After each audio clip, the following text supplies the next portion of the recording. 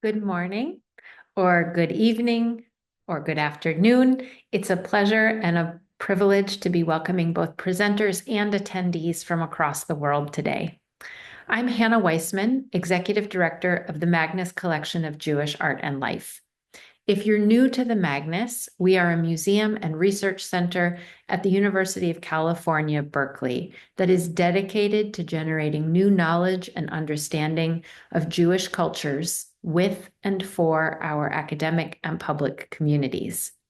Today's symposium is a capstone event for a 5-year curatorial partnership between Doctors Francesco Spagnolo and Qamar Adamjee that resulted in their co-curated exhibition, In Plain Sight: Jewish Arts and Lives in the Muslim World, which was on view at the Magnes from August 27th, 2024 to May 15th, 2025.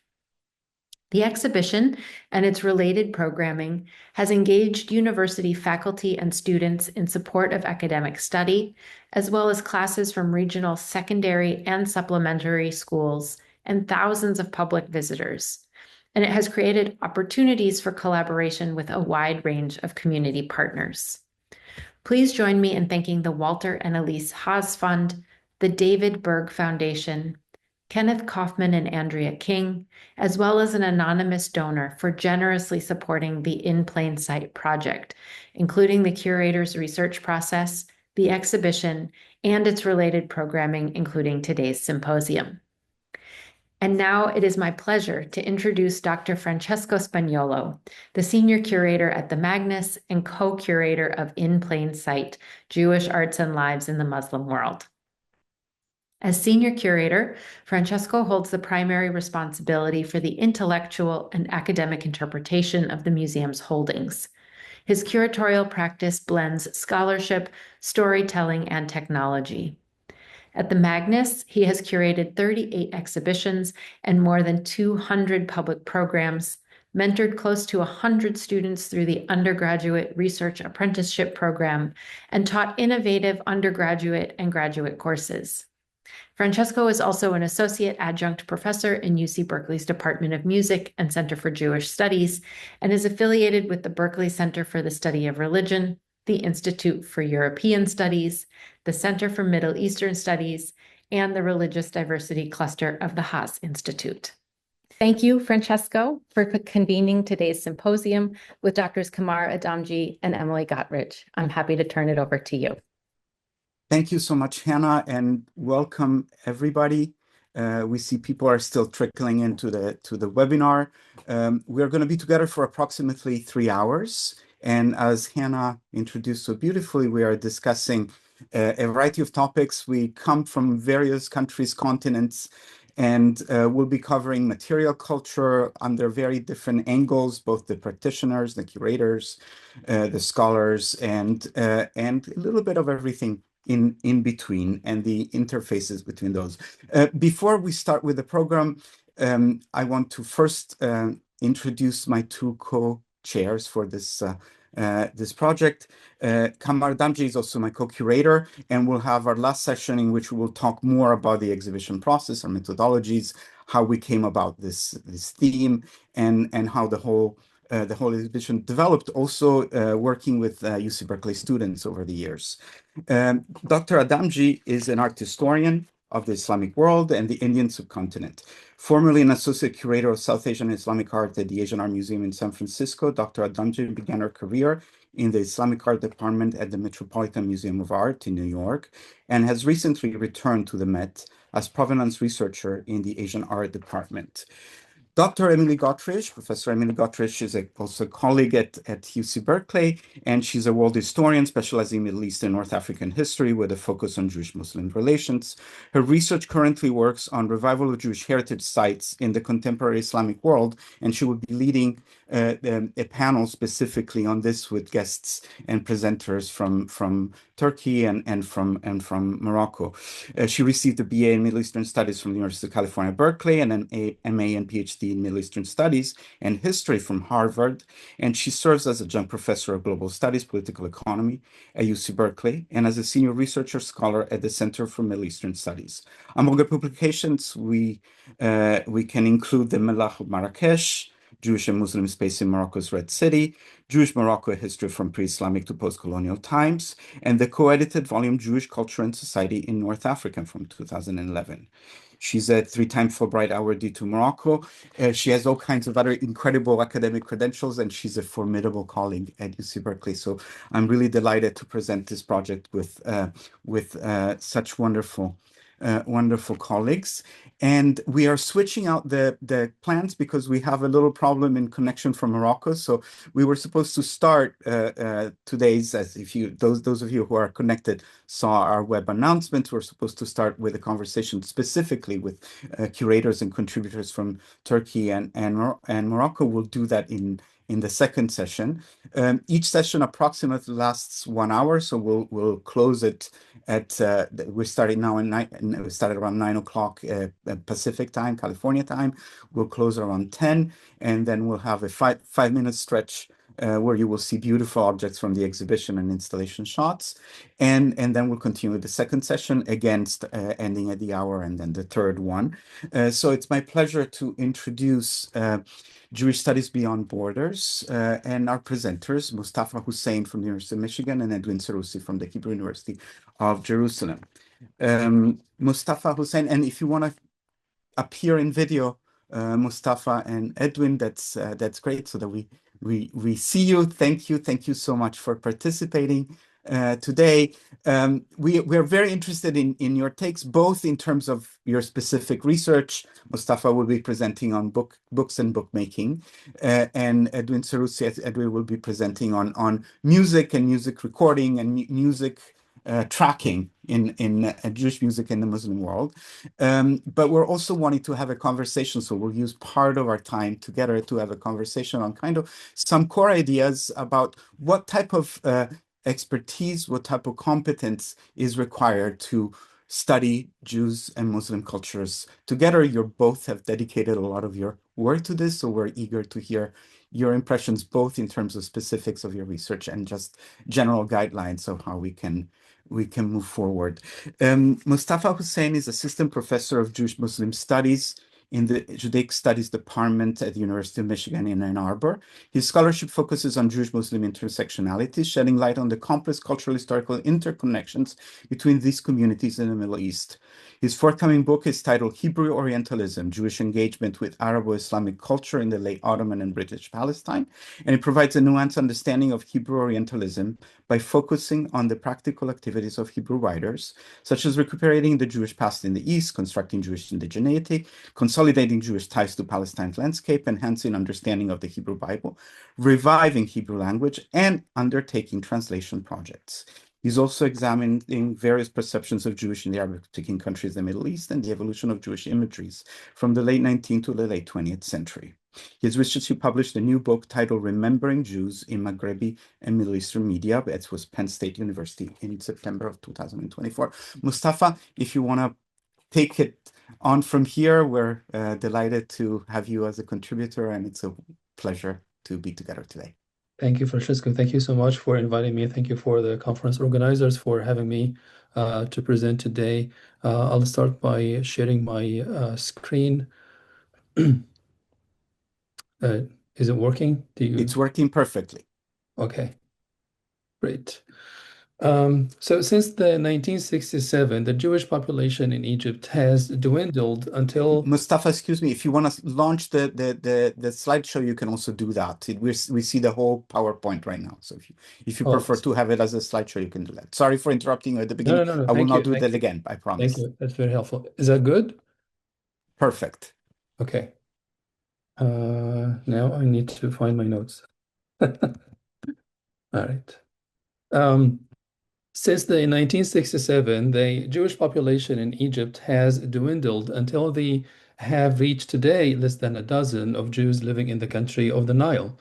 Despite the near absence of the Jewish body from Egypt, Jewish history and culture has continued to attract the interest and the curiosity of the non-Jewish Muslim and Coptic communities. Historian David Nuremberg has shown that the writing about Jews is not always connected to and is often detached from the actual presence of Jews in one particular location. Diagnosing the interest in Jewish history in the European context, he notes that such a conversation about Jews was the point of entry for the expression of views about the European, Western, and Christian self, as it studies and depicts the Jewish other. These conversations then are often a way of expressing various ideological, theological, and political goals. Nirenberg's insights are helpful in the Arab and Muslim context to elucidate the imageries of Jews, where the Jew has often served as a metaphor in inter-Islamic and inter-Arab discussions to describe the Muslim and the Arab self. This framework helps us avoid the pervasive issue of Jewish tokenism, which undermines authentic representation by promoting superficial inclusion, perpetuating stereotypes, and flattening the rich diversity of Jewish identity in such a culturally rich country as Egypt, where not only Rabbinic Jews lived, but Rabbinic Jews, Karaite Jews, Jews from the Sfarad and the Orient, and Jews from Eastern Europe and Eastern Western Europe. Elsewhere, I studied non-Jews interact with Jewish spaces in Egypt and the various theological, ideological, and political objectives underpinning these cultural and intellectual activities. Interactions with these sites reveal the intricate interplay of internal and external factors, such as the dynamics between Jews and Muslims, the reverberations of the Arab-Israeli conflict, and the societal responses to Jewish culture. Today, I would like to explore the production of Arabic books in Egypt pertaining to Jewish history, culture, and religion. Every year, bookstores in Cairo, Alexandria, and other major cities within Egypt welcome the arrival of new books on Jews. Almost all these works were written, published, and distributed by non-Jewish publishing houses and individuals, such a cultural activity that requires further examination to understanding the motivations underlying these published works in the near absence of the Jew. Instead of exploring closely the content of the published works, I would like to focus on the employment of Jewish cultural materials and the messages they meant to convey to the readers and what they reflect about the theological, cultural, and political motivations of the creators of such content. If we were to take a look, for example, at the recently published books in Egypt, there is that, here I put some book covers by various authors, and here too another list of books. And I would like to focus here on the one single book and focus on the book cover specifically. And the book I chose is Albert Aryeh, مذكرات يهودي مصري, Memoir of an Egyptian Jew. Perhaps one of the most notable books I would like to discuss today is Albert Aryeh's memoir, مذكرات يهودي مصري, a memoir of an Egyptian Jew, was published in 2023, in 2 years after his passing away. Albert Aryeh was an Egyptian with secular Jewish roots. In his book, he defines his Jewishness as secular one. He was born in the culturally and religiously diverse cosmopolitan Cairo in 1930 to a middle-class Jewish family. His father hailed from Turkey at the beginning and came to Egypt from Turkey at the beginning of the 20th century. And his mother was born in Egypt in 1899 to a Russian Jew who had arrived in Egypt in 1890, presumably fleeing waves of persecutions in Eastern Europe and Russia at the time. Albert Aryeh was a communist activist, and his activism led to a 10-year imprisonment starting in the mid-1950s. His political engagement was deeply rooted in his love for Egypt, as he describes it in his book, and his time in prison taught him much about the Egyptian people. As he described it, those years in prison were the most fruitful of his life. I'm not sure anybody else would consider this, time in prison a fruitful time, but it can be. He had the opportunity to interact with many, many people, forge lasting friendships, and gain an in-depth understanding of Egyptian society. He was an outspoken anti-Zionist and opposed mass Jewish immigration to Israel. However, as he notes in his memoir, he was pragmatic in recognizing Israel's existence. He neither advocated for violence against it nor promoted peaceful relations with it. Arey also challenged the view that Egyptian Jews faced persecution following the establishment of the State of Israel. While acknowledging the difficulties Jews experienced due to the conflation of Judaism and Zionism, he resisted reducing the history of Jews, Egyptian Jews post 1948, to one of persecution and suffering. Um, uh, in reading Ari's memoir as an embodiment of the Jewish material culture in Egypt and part of the larger material culture of the country, I would like to focus here on analyzing the book cover. I was thinking, to bring in a number of book covers to analyze them, but unfortunately, due to time constraint, I will focus only on that book cover. Unlike the common saying that goes, never judge a book by its cover, I would like to literally judge a book by its cover in the time remaining. As we all know, well, a book cover can reveal many, many dimensions about the life of the author, the content of the book, and the involvement of other actors in the making of such a piece of work. Many book covers are in themselves a piece of art. They represent a collaboration between the author's vision, the publisher's marketing strategy, and the designer's creative expertise. The artistry of a cover can elevate the perceived value of the book and establish its place within a cultural or artistic landscape. It can become iconic, intrinsically linked with the book's identity and its reception by the public.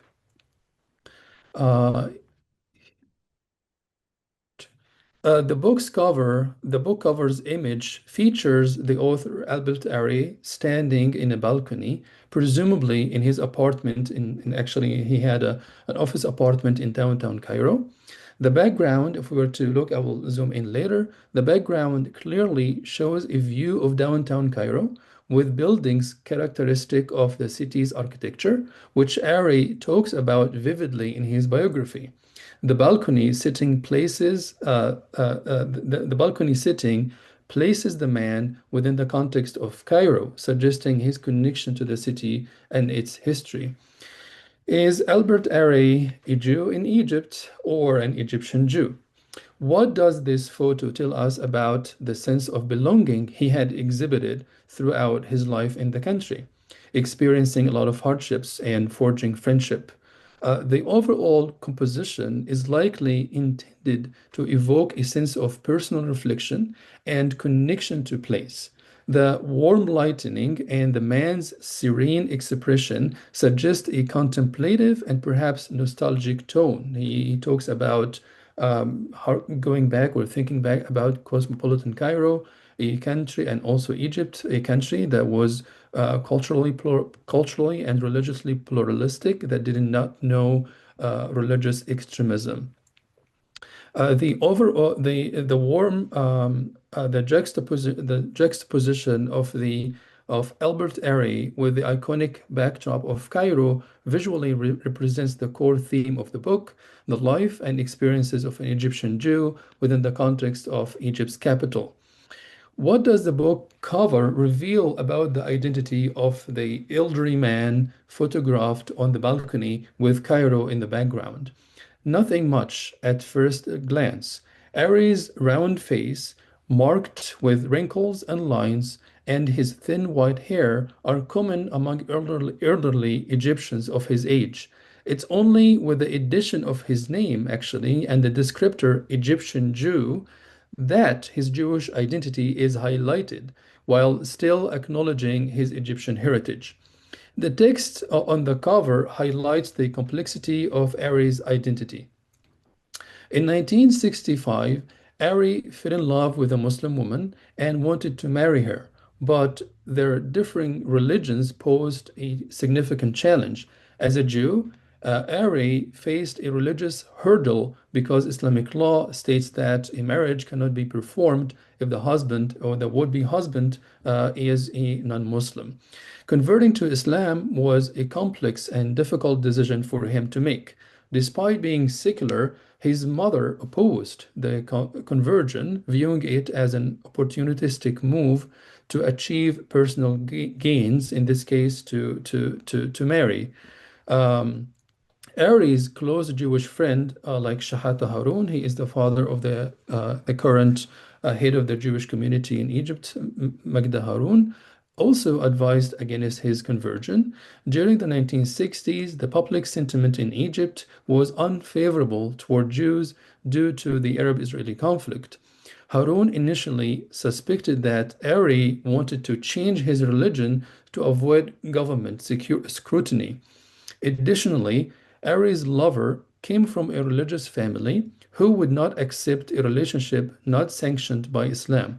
After his mother left Egypt for France in 1966, he decided to convert to Islam.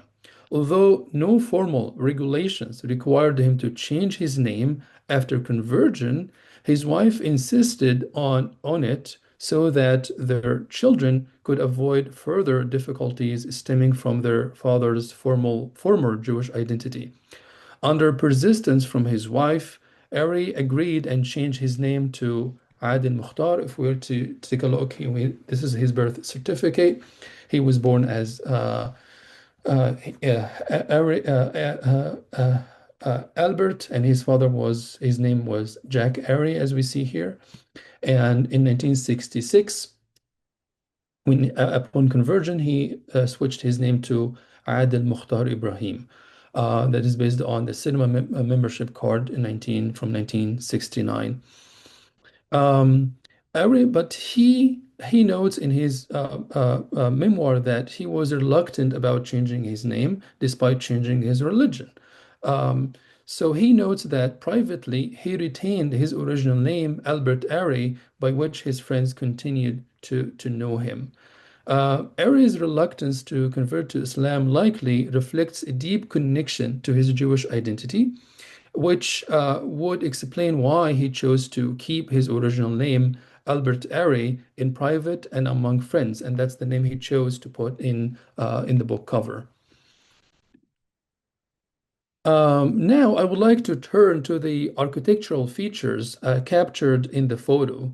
What stands out from the image on the book cover is the balcony in which Ari is standing, as you see here. So the balcony exhibits characteristics of the late 19th century European influenced architecture common in downtown Cairo. It appears to blend elements of classical and perhaps some Art Nouveau or Art Deco influences in its decorative details. The building facade behind the balcony is constructed of brick. You see two different colors, the red and the gray. The original color of the building is gray, but after some renovations, they decided, maybe, can't remember exactly when, they decided that's very recent, to give a red color to the facade instead of keeping the gray.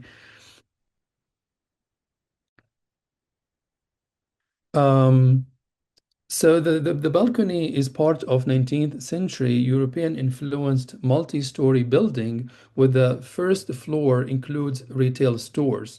The building is commonly known in Cairo as Imarat Sawaris, Suarez Building, also known as Sun Life Canada. The building is in the heart of downtown Cairo on Qasr al-Nil Street. It was designed by the Italian architect of the Khedival Palaces, Antonio Lachac. Antonio Lachac was known to be the architect of Khedival Palaces, He is considered one of the great European architects working in Cairo between 1882 1930. He was known also for the integration of the new Mamluk style as found in the Arabian Rome in the new Renaissance palace of Yusuf Kemal in Al-Matariya in Cairo. Lashak is also known for designing outstanding buildings with attractive European architectural style affiliated with Jewish communities or Jewish individuals of Egypt. Perhaps one of the most notable buildings he designed was the building of the Jewish community in Alexandria, located in Nabi Daniel Street. The three-story building was owned by the late Raphael Sawaris. It was owned by a Jewish family bearing the last name Sawaris, a member of the Italian Jewish family that arrived at the beginning of 19th century from Livorno to settle in Cairo, Egypt. The founding father of the family's Egyptian branch was Isaac Sawaris, who began his career as Sarraf money changer. With the introduction of banking system in Egypt, he established a banking firm. His three sons, Joseph, Felix, and Raphael, founded in 1882 the bank Sawaris Frere, which became the engine of manifold investment and development projects. The three sons were commonly referred to as Ikhwan Sawaris, Sawaris brothers, who invested in a variety of projects, including railroad and transportation ventures and in urban real estate. In fact, they invested tremendously in transportation, and the wagons that was used by Egyptians in the 1930s and 40s were referred to as Sawaris, after the name of this family. The book cover also, as we see here, refers to a statue, which we can see in this picture, the statue of Mostafa Kemal. What does it symbolize? What does it convey? What does it relate to us? And how does it relate to Albert Ari himself? The book cover shows a picture of the Egyptian lawyer and nationalist activist and the founder of the nationalist party, Al-Hizb al-Watani, Mustafa Kemal. Kamel strongly opposed the British occupation of Egypt, which is something similar between him and Albert Ari's activism in opposing British colonialism and seeking the liberation of Egypt from the yoke of the British. Camel's nationalist sentiment are forever ingrained in the collective memory of the Egyptians, including, for example, the saying, "If I were not an Egyptian, I would ardently desire to be an Egyptian. لو لم أكن مصريا لوددت أن أكون مصريا." So, having him here in the picture, in the book cover, creates a connection between Mustafa Kemal's activism and Albert Ari's activism. In fact, this square, Midan, used to be named after Sawaris family because of the building. And in early 1940s, when the statue was located in that square, it took a different name after Mustafa Kemal, which is known today as Mustafa Kemal Square. Yeah, so to conclude, the absent presence of Jewish history and culture in the Arabic-speaking world is worthy of examination for two reasons. First, despite the absence of Jews from the Arabic-speaking world, their culture and history have continued to garner interest among non-Jewish communities. Their curiosity about Jewish matters can serve as a metaphor in inter-Islamic and inter-Arab discussions to describe the Muslim and the Arab self. Additionally, these engagements can add another layer to the Jewish life and culture that reveals its impact on the larger culture and society in Egypt. Thank you very much. Thank you so much, Mostafa, for teaching us how to judge a book by cover, and for sharing such incredible insights on well, I could go on, but I will not. I will hand the microphone over to Professor Edwin Cerussi, and so that we can have a little time afterwards to also share a few thoughts together. Dr. Cerussi is an Emanuel Alexander Professor Emeritus of Musicology at Hebrew University of Jerusalem, Chair of the Academic Committee of the Jewish Music Research Center, and most recently was a visiting scholar at Yale University Institute of Sacred Music. His research focuses on Jewish musical cultures of the Mediterranean and Middle East and their interactions with Islamic cultures, Judeo-Spanish song and music in Israel. He explores processes of hybridization, diaspora, nationalism, and transnationalism in diverse contexts and historical periods such as the Ottoman Empire, colonial Morocco and Algeria, Germany's Second Empire, and the Austro-Hungarian Empire, and the Judeo-Spanish-speaking global diaspora. Besides his academic activities, Dr. Cerussi is also active in the music scene in Israel and abroad in diverse capacities as producer, advisor, member of the Board of Musical Institutions, and representative to the International Music Council of the UNESCO. He's been awarded several prestigious prizes, among them the Israel Prize in the field of musicology for 2018. Edwin, it's your turn to share some thoughts and some sounds with us. Thank you so much for being with us today. Thank you so much, Francesco, for this kind introduction, and thank you and the Magnes and Berkeley for this kind invitation to participate in this webinar. And Professor Hussein, or if I can call you Mostafa, it's poetical that following your presentation is a grandson of a quintessential Egyptian Jew who grew up with the spirit of the culture that you were describing as it was displaced to very far away in South America. And to link that to my short presentation, before I move into the PowerPoint, I can tell you that one of the main markers of Egyptianness of my grandpa and his friends was the sounds coming from their mouth. But those sounds to us as young Latin Americans sounded very weird. Only when I moved to the Middle East and my life changed, I reconnected with my grandpa through sound. So that's a nice introduction to this presentation. So I will share my presentation.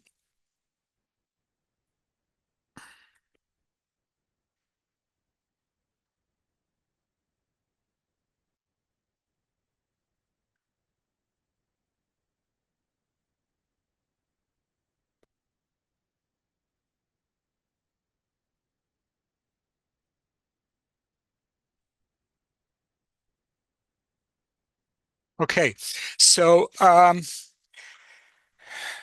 music. I call the music the Jew of Jewish studies, sort of a field, and the field of sound in general, that is usually only treated or addressed by those experts who are conversant in the technology of music, in the language of music, and it always looks like a little bit foreign to the mainstream of Jewish studies, what I call the logocentric focus of Jewish studies. Music is sound, and sound is immaterial by nature. However, sound could not exist or could not make any meaning without material bodies. First of all, the human body, who is the receptor of the sounds produced, and our brains that translate sounds into meaningful patterns that we call music. Therefore, there is a materiality in music by simple principle that it is realized through our bodies. But beyond our bodies, there are many material aspects of music that are characteristic of its transmission particularly in the modern era, but not only in the modern era. As a rule, even to this day, music is transmitted orally, and therefore we rely on memory and on the connection between bodies that are related to each other, a master and a disciple, a father and a son, a mother and a daughter, or vice versa. And this transmission that is the basis of the maintenance of memory of musical cultures remains to this very day a very strong component of most musical cultures in the Muslim countries, in the Islamic countries. And of course, also in many other cultures around the world. Now, the attempt to capture sound, to preserve it beyond oral memory, is what I will dedicate now a few minutes to show a few examples of how musical cultures of Jews and non-Jews were maintained via material culture in the Islamic age, in the lands of Islam. The first type of materials that we'd like to address are manuscripts of songs. In this case, what you see is a manuscript of Hebrew paraliturgical songs from the early 17th century by perhaps arguably, and here I am a little bit biased, one of the most important Jewish musicians in Islamic lands in the early modern period, Rabbi Israel Najara, who lived, was born in Safed in the Upper Galilee, but lived most of his life in Damascus and eventually became the rabbi of Gaza. And in his manuscripts, Rabbi Najara, who was also proficient in music performance and also in music theory, bequeathed us information about how the song has to be performed. And this is a nice example of the multicultural and multilinguistic spaces of the Ottoman Empire as its peak, the Arab lands of the Ottoman Empire. We have here the name of a maqam, the musical scale in which the song is composed, Maqam Buselik in this case. And we see here that he attributed his song, or he crafted his song according to a Judeo-Spanish melody. So we have a Turkish maqam, or Oriental musical scale, but a melody that was in the Najara family, who were immigrants from Spain. He was the grandson of immigrants from Spain, and the family kept this Spanish song in the repertoire. So the Spanish songs was in a way classified or codified as part of Turkish theoretical musical framework. All this we learn from this object, this manuscript that is in Cambridge. And to make the story even more interesting, he crafted his Hebrew poem according to the phonetics of the Spanish song. So in Spanish, con el vino, and in Hebrew, bentavinu.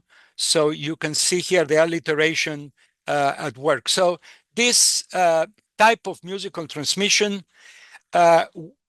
continued once the printing press revolution reached the Jewish populations of the Middle East too. Here you have a prayer book published in Venice in the year 1601. But the book was published on behalf of the Jews in the Ottoman Empire. Venice, at least from my perspective, was an integral part of the Ottoman network, Ottoman Jewish network. And here you see that There is a song included here, Bakasha, Naa, Lajan, en toda la Transmontaña. So you see here a beautiful song sung to the melody in Spanish of In toda la Transmontaña, which was a very famous Spanish song from the 15th century. So the transmission of manuscripts also relates to the transcription in the printing press. We can move forward into another example of printing music. I'm doing a big leap forward of 300 years to Algiers, 1905.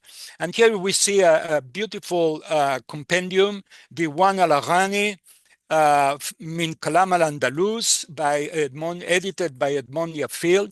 And here you see the repertoire of Algerian classical music, Andalusian music, but in Hebrew script, published on behalf of the Jewish performers of Andalusian music, which were very famous in Algeria, but did not or were not proficient in reading Arabic script. So Yafil published that in Judeo-Arabic, that is to say Arabic in Hebrew letters, in order to make the performances available. This is Natan Yafil. You can, following Professor Hussein's presentation, I could speak for an hour about why he looks like that, but we won't do that right now. But he was a key figure in the transmission of Andalusian music from Algeria, from its pre-modern into its contemporary settings. And here you see another work by Yafil. Yafil was already competent, being, of course, educated in Algeria under French colonial occupation, in the music notation of music in general. And here you see one of the earliest editions, printed editions of Arabic music in printed notation, Musique Arabe et More. You can see the title of this series of publications of scores. So we have manuscripts telling us something about the music. We have prints telling us something about the music. We have texts that are musically performed, and now we have a musical score that, of course, in order to be decoded, it needs the training, not only of the person who does the score, but the person who reads the score. So we are assuming here a conservatory education for Arab musicians, whether they're Muslims, Christians, or Jews. Here you see Yafil's with the orchestra in Paris. And here I introduce another element of materiality music, musical instruments. These are also objects that have their own technology, their own making. And here you see the Al-Mutrabia, the orchestra. You can see Yafil in the middle here with the musicians. By the way, there is a very interesting issue of gender relations in this picture. You have not only women and men together. Some men look like very religious men, but the women look like American women of the 1920s. So the picture also, once again, could be decoded on so many different levels. But musical instruments that you see here are partly related to the Arab traditions, but partly, of course, reflect the colonial influence in Algeria through France. And finally, we have the last technology that joins in the preservation of music, the recording industry. The recording industry arrived to the Middle East, to the Ottoman Empire, and also to Egypt in an amazingly fast after it developed in Europe.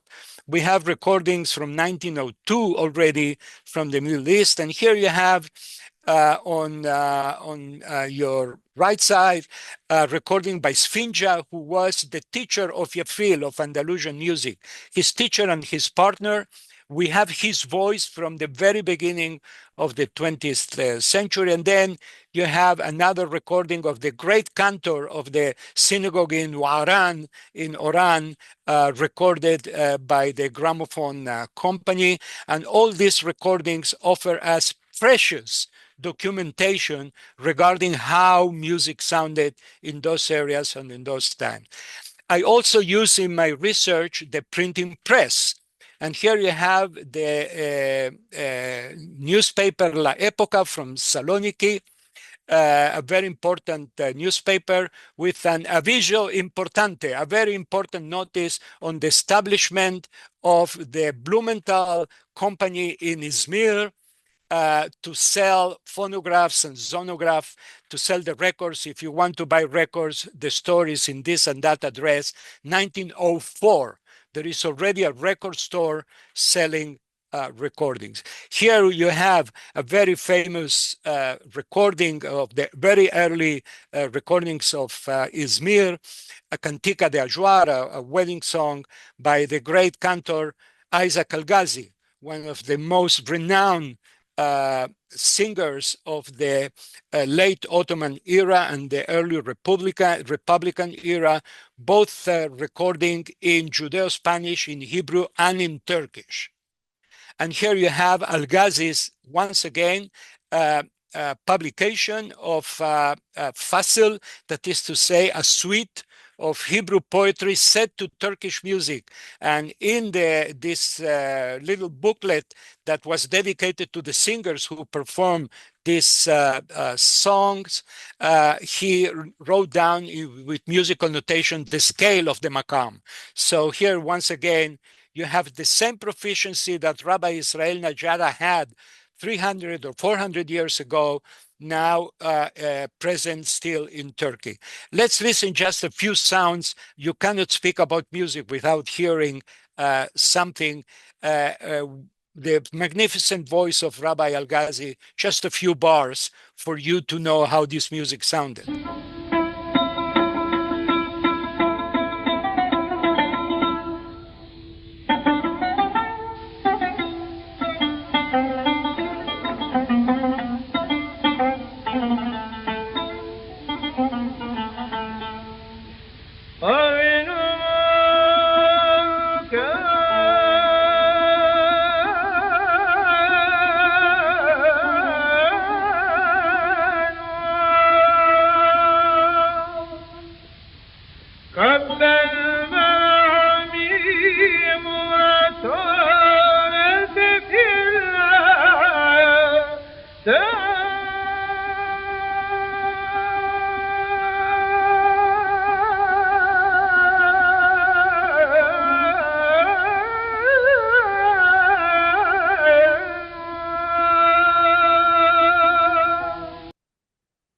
I want to dedicate the last 2 minutes to another part of the Islamic age, just not to remain within the confines of North Africa or Turkey, and move to Baghdad, to one of the great musicians who is the object of my most recent research, Ezra Haron or Azuri Alawad Effendi. He had 2 names.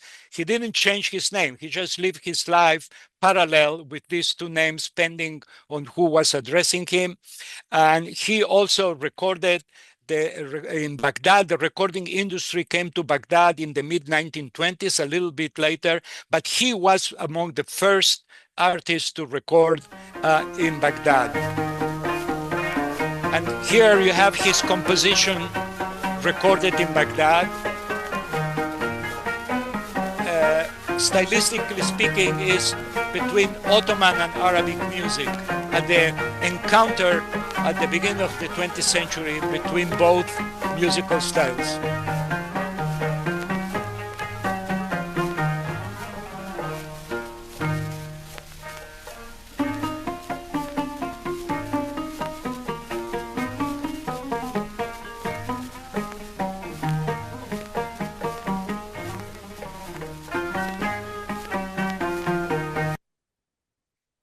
Another type of material instruments that we have in our research are record catalogs. Here you see the Vitaphone catalog. Vitaphone, the most important Arab recording company in the Middle East, based in Lebanon and Berlin.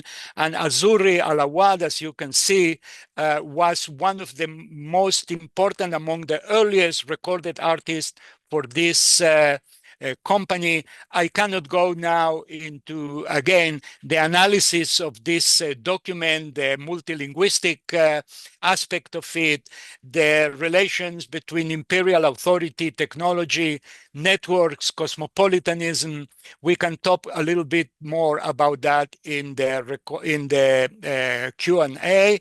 And here you have, once again, musical instruments as symbolic object. Here you have the Iraqi delegation to the great and important Conference of Arabic Music, Cairo, 1932. The delegation of Iraq consisted of one of the most distinguished Muslim singers, Muhammad al-Kubanji, and all the musicians were Jews. And the ensemble mixes is an hybrid ensemble between Arabic instruments from the Mashriq, from Egypt, from the dominant music industry of the time, Qanun and Oud, and the instruments of traditional Iraqi music, which are more related to Persian instruments than to the Mashriq, to the Arabic Mashriq. And here you see 3-4 years after, the orchestra, the house orchestra of the Radio Baghdad, when it opened in 1936. All the musicians are Jewish, but now it's a totally modern ensemble. No more traditional Iraqi instruments, only Egyptian instruments, Qanun and Oud, and Western instruments, cello, violin, etc. The ney is the only traditional Iraqi instrument, the flute, that remains. We also have in our research program notes. The archive is rich in information that can be gleaned out from program notes. And finally, from the Azuri archive, we also have amazing musical notations. This is the music performed, composed by Azuri and composed on behalf of the Palestinian Broadcasting Service of the British Empire. They had an orchestra, an hybrid orchestra of Jews and Palestinians, and the music, you can see that in front of you. Francesco, I think I will stop here in order to allow a little bit more for a conversation. We're going to use a few minutes just for one question. We have a couple of questions from the audience. A few we can answer in writing, but there is actually one that sort of I could even try to answer in my question to you both, Mostafa and Edwin. So first of all, thank you for your presentations, and thank you for sharing with us how you engage with material culture in the course of exhibition. We focus on that as curators of material culture. That's our main focus, but we also map it around in ways that are very similar to the one that you did with literature and music and photography and urban research and more. The question was actually, in a way, for Mostafa, but I think for all of us from one of our guests online. And what makes Ari, who was a Marxist, a Muslim, and anti-Zionist, an example of Jews in Egypt? In the introduction to our exhibition, Dr. Adamjee and myself wrote that the echoes of the Jewish-Muslim encounters are in fact at the core of today's Jewish experience. They speak of human connections across divides, prompt reconsideration of assumptions that shape our public, cultural, and political debates, and map the precious possibilities and inherent fragility of coexistence, mutual appreciation, and belonging to many cultures at once.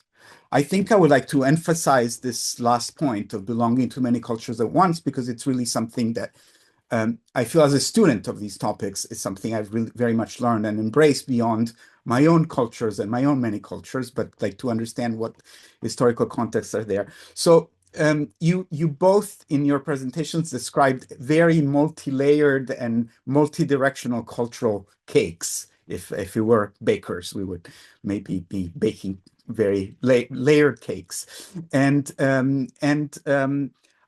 My question for both of you, it's one question, and maybe we start with Mostafa and with Edwin, but it's really about your approach, and especially how did you train beyond your own personal lives? You mentioned some of your backgrounds, but beyond your personal as academics, as scholars, in studying these very multifaceted world, multilingual, multicultural, all that, with all these cultures that exist at one. And also, where do you see this field going? In other words, how do you think you can train other students, also students who do not have your own personal background, in studying all of this? And I hope that your question will also answer some of the questions that are coming in online. So, Mostafa, would you like to take it first? Absolutely, Francesco. Thank you. Thank you for the question. Yeah, it's like I teach a course here at the University of Michigan on Jews of the Middle East, and one of the earliest discussions we have in the class is identity. How do we understand identity? Is it just a one-dimensional thing that we can grasp and understand and study, or is it multi-dimensional entity that we have to take this into consideration as we study one's identity.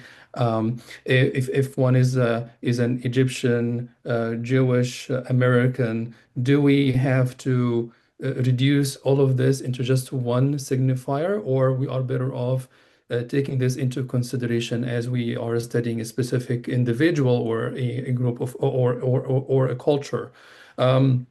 So most of I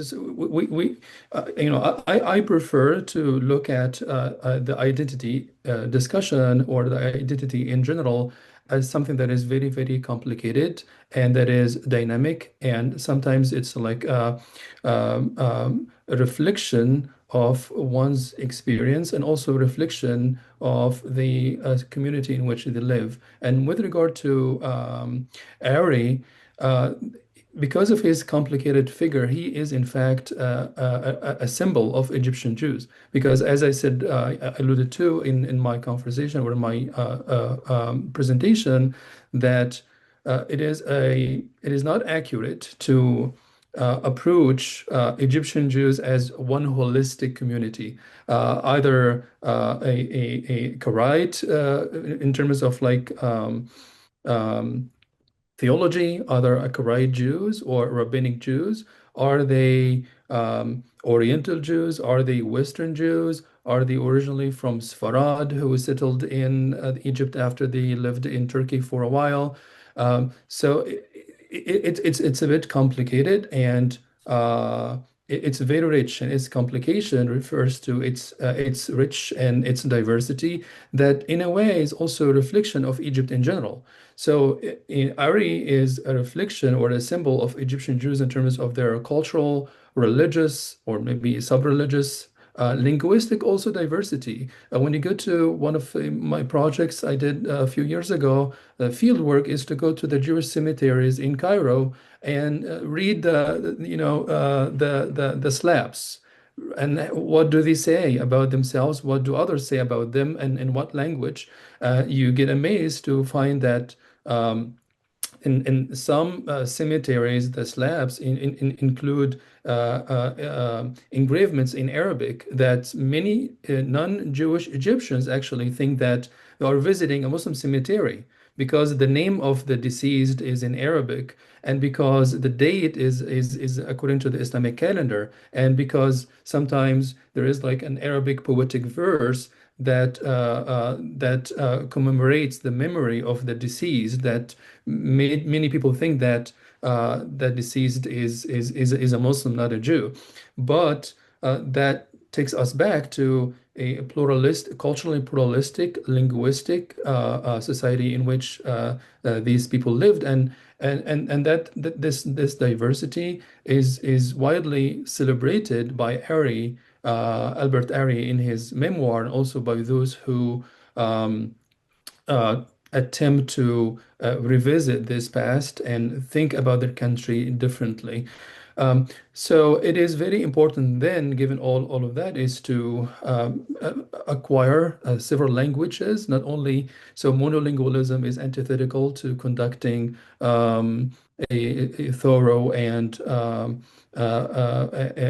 productive research when it comes to studying the history of Jews in the Muslim world. We just heard Professor Sarusi, speaking multiple languages in just like in 10 minutes. And also, everyone participating in this conference is very, very well versed in more than two languages, which in of itself also indicative of the diversity of the Jewish culture in the Islamic age, to also refer to Hodgson's term Islamic culture. I hope that answered the question.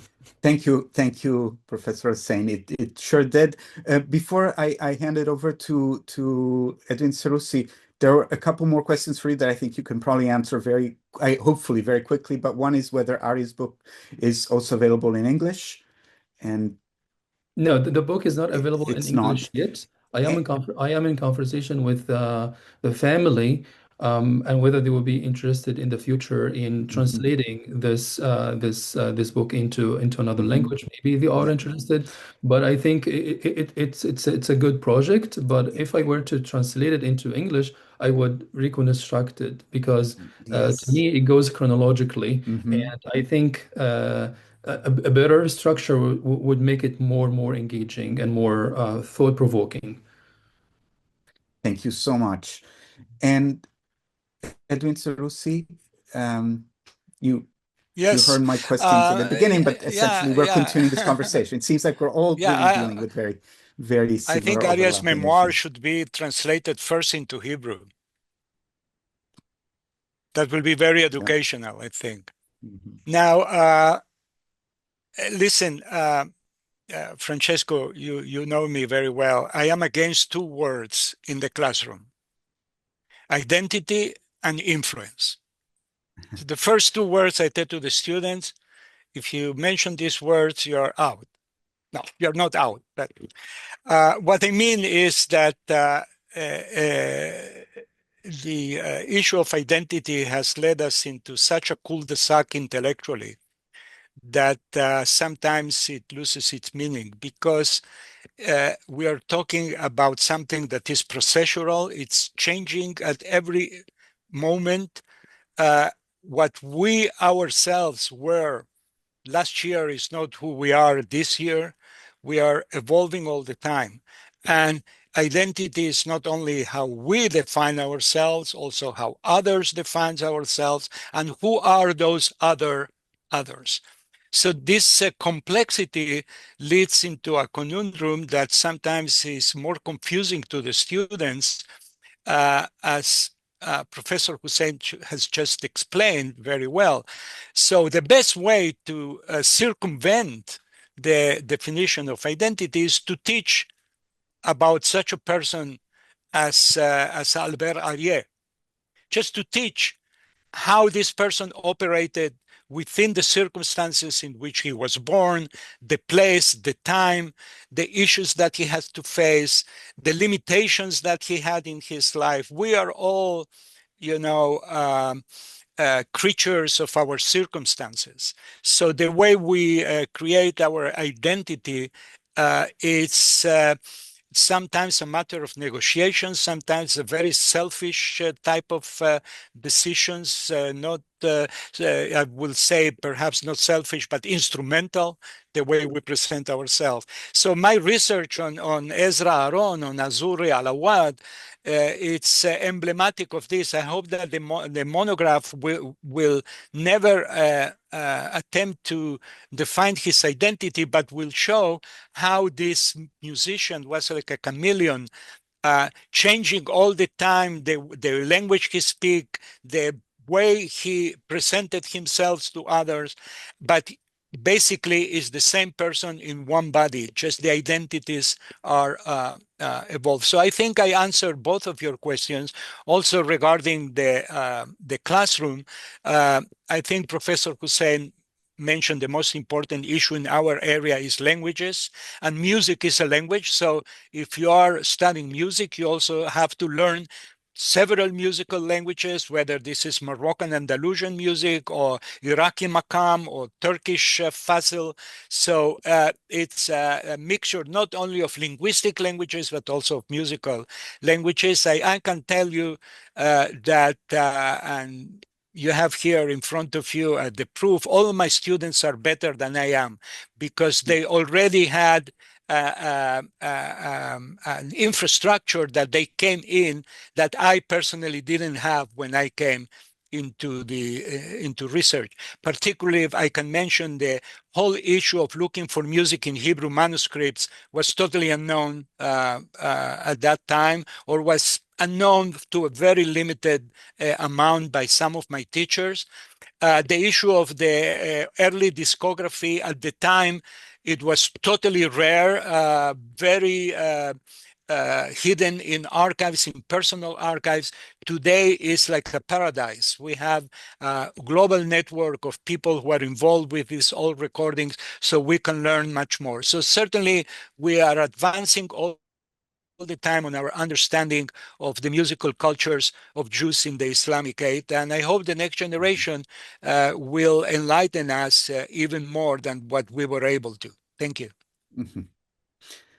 Thank you, Edwin. Thank you, Mostafa, for this really fascinating pair of presentations and for your remarks at the end. We're going to move on with our program, so we'll take a short break, a little stretch for everyone, and then we'll hand over the session to Professor Emily Gottreich and Nessim Benakoya from Turkey. So stay tuned. We're not going anywhere. We're just taking a short break. But thank you very, very much again. And thank you to those who asked questions in the Q&A. Keep them coming. Bye.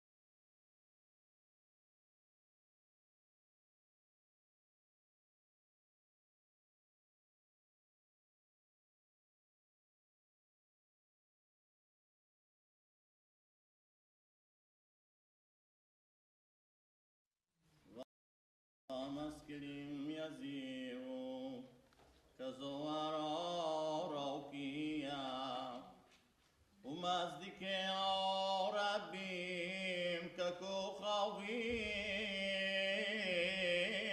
لولا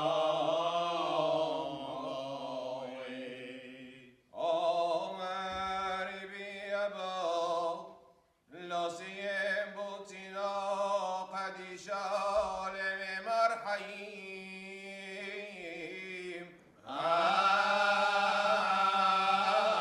هذا يشتاق حومي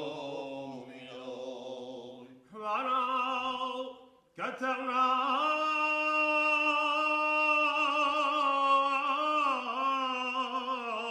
سرنا لم يفتح توفيق ولو شمنا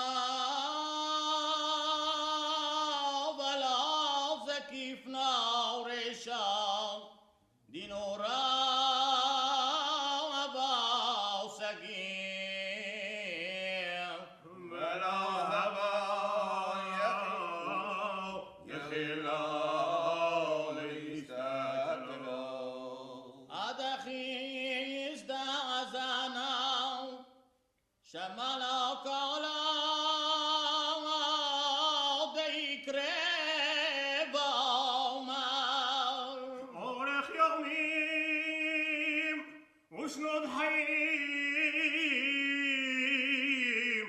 שמענו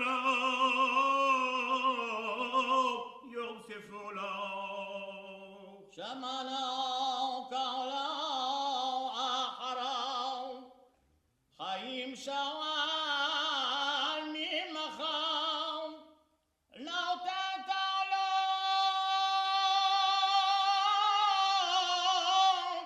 אורך ימים עולם ואוהב כל ההוא יומם לא אפסיק.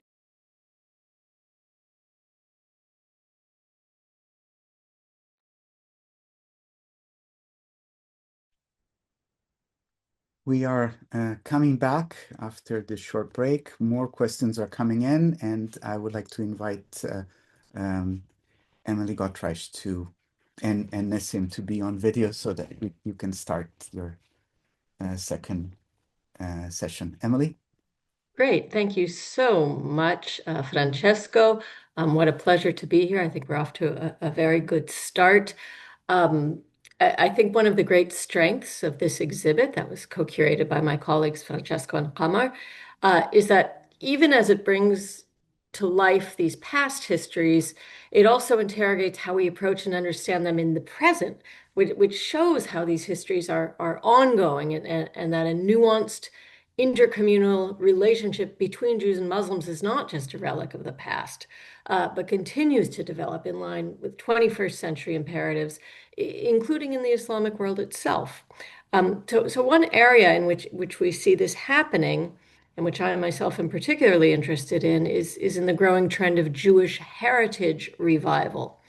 And we see this in sites spanning from Tangier in the west to Tajikistan in the east, that in the last few decades alone have witnessed the restoration of dozens of ancient synagogues, hundreds of Jewish cemeteries, as well as the opening of several Jewish museums. I myself recently did research at two such institutions, the first in Dubai, the second in North Sulawesi, Indonesia, that were museums devoted not just to Jewish history, but specifically to Holocaust memory. The revival of Jewish heritage in the Islamic world today is a vast and frankly somewhat paradoxical trend that I think merits further investigation. Fortunately, we are honored to have at least one panelist with us today, joining us from Turkey, who can help us better understand this trend since his work lies at its very center. Again, since we have not been able to connect with our Moroccan panelist, we will just have Nessim Ben Koya give us a presentation, after which he and I will have a discussion, and hopefully the audience will chime in as well. Nessim Ben Koya is the general coordinator of the Izmir Jewish Heritage Project in Turkey. He himself is from Izmir. He went to Israel after high school and studied sociology and anthropology in Haifa, and eventually became the director of the Haifa Cinematheque, where he carried out film projects on intercultural dialogue in the Middle East. He's also among the founders of the Human Rights Films Project and the Arab-Jewish Young Cinema Cooperation Project. He's been the general coordinator of the Izmir Jewish Cultural Heritage Project since 2010, where he's responsible for the protection and preservation of movable and immovable cultural heritage. He also founded the Izmir Sephardic Culture Festival in 2017 and serves as its director. So Nessim, welcome. It's an absolute pleasure to have you with us, and I look forward to hearing your comments. Thank you, Emily. Thank you all for having invited me to this symposium. It's important for me. It's important to talk about this project. I will actually talk here about the story of an effort to preserve the Jewish heritage in Izmir, Turkey. But before we start, let me correct something. My last name is Benjoya. In Turkish, the C is a G, then therefore it's Joya and not Koya. After having settled this, let's see how we share the presentation. Let me see. Okay. Okay, it's coming. Do you see me? Do you see the presentation? Yes, but you Yeah, might want to good. put it in a slideshow. Yep, that's There it. we go. Perfect. Okay, so our subject today is Izmir Jewish Heritage Project, a project that always had a part in the Izmir Jewish community's life, but since 2010, it has become more institutional, and the Izmir Jewish Community Foundation that was established took responsibility, and I am the general coordinator of this project since then. Now we know that the Jews in Turkey are mostly Sephardic, but not solely. Anyway, in Izmir, we're talking about generally about a Sephardic Jewish cultural heritage. As we might know, let me see how do I, okay, now. Okay, well, we all know this map that shows us the roads, the routes the Jews took after the expulsion from Spain and Portugal, and they come and settle in the Ottoman lands, included in today's Turkey, in Izmir, Salonika, Istanbul. They settle first in the surroundings of the city of Izmir that we see here, which is more or less in front of Athens and on the other side of the Aegean Sea.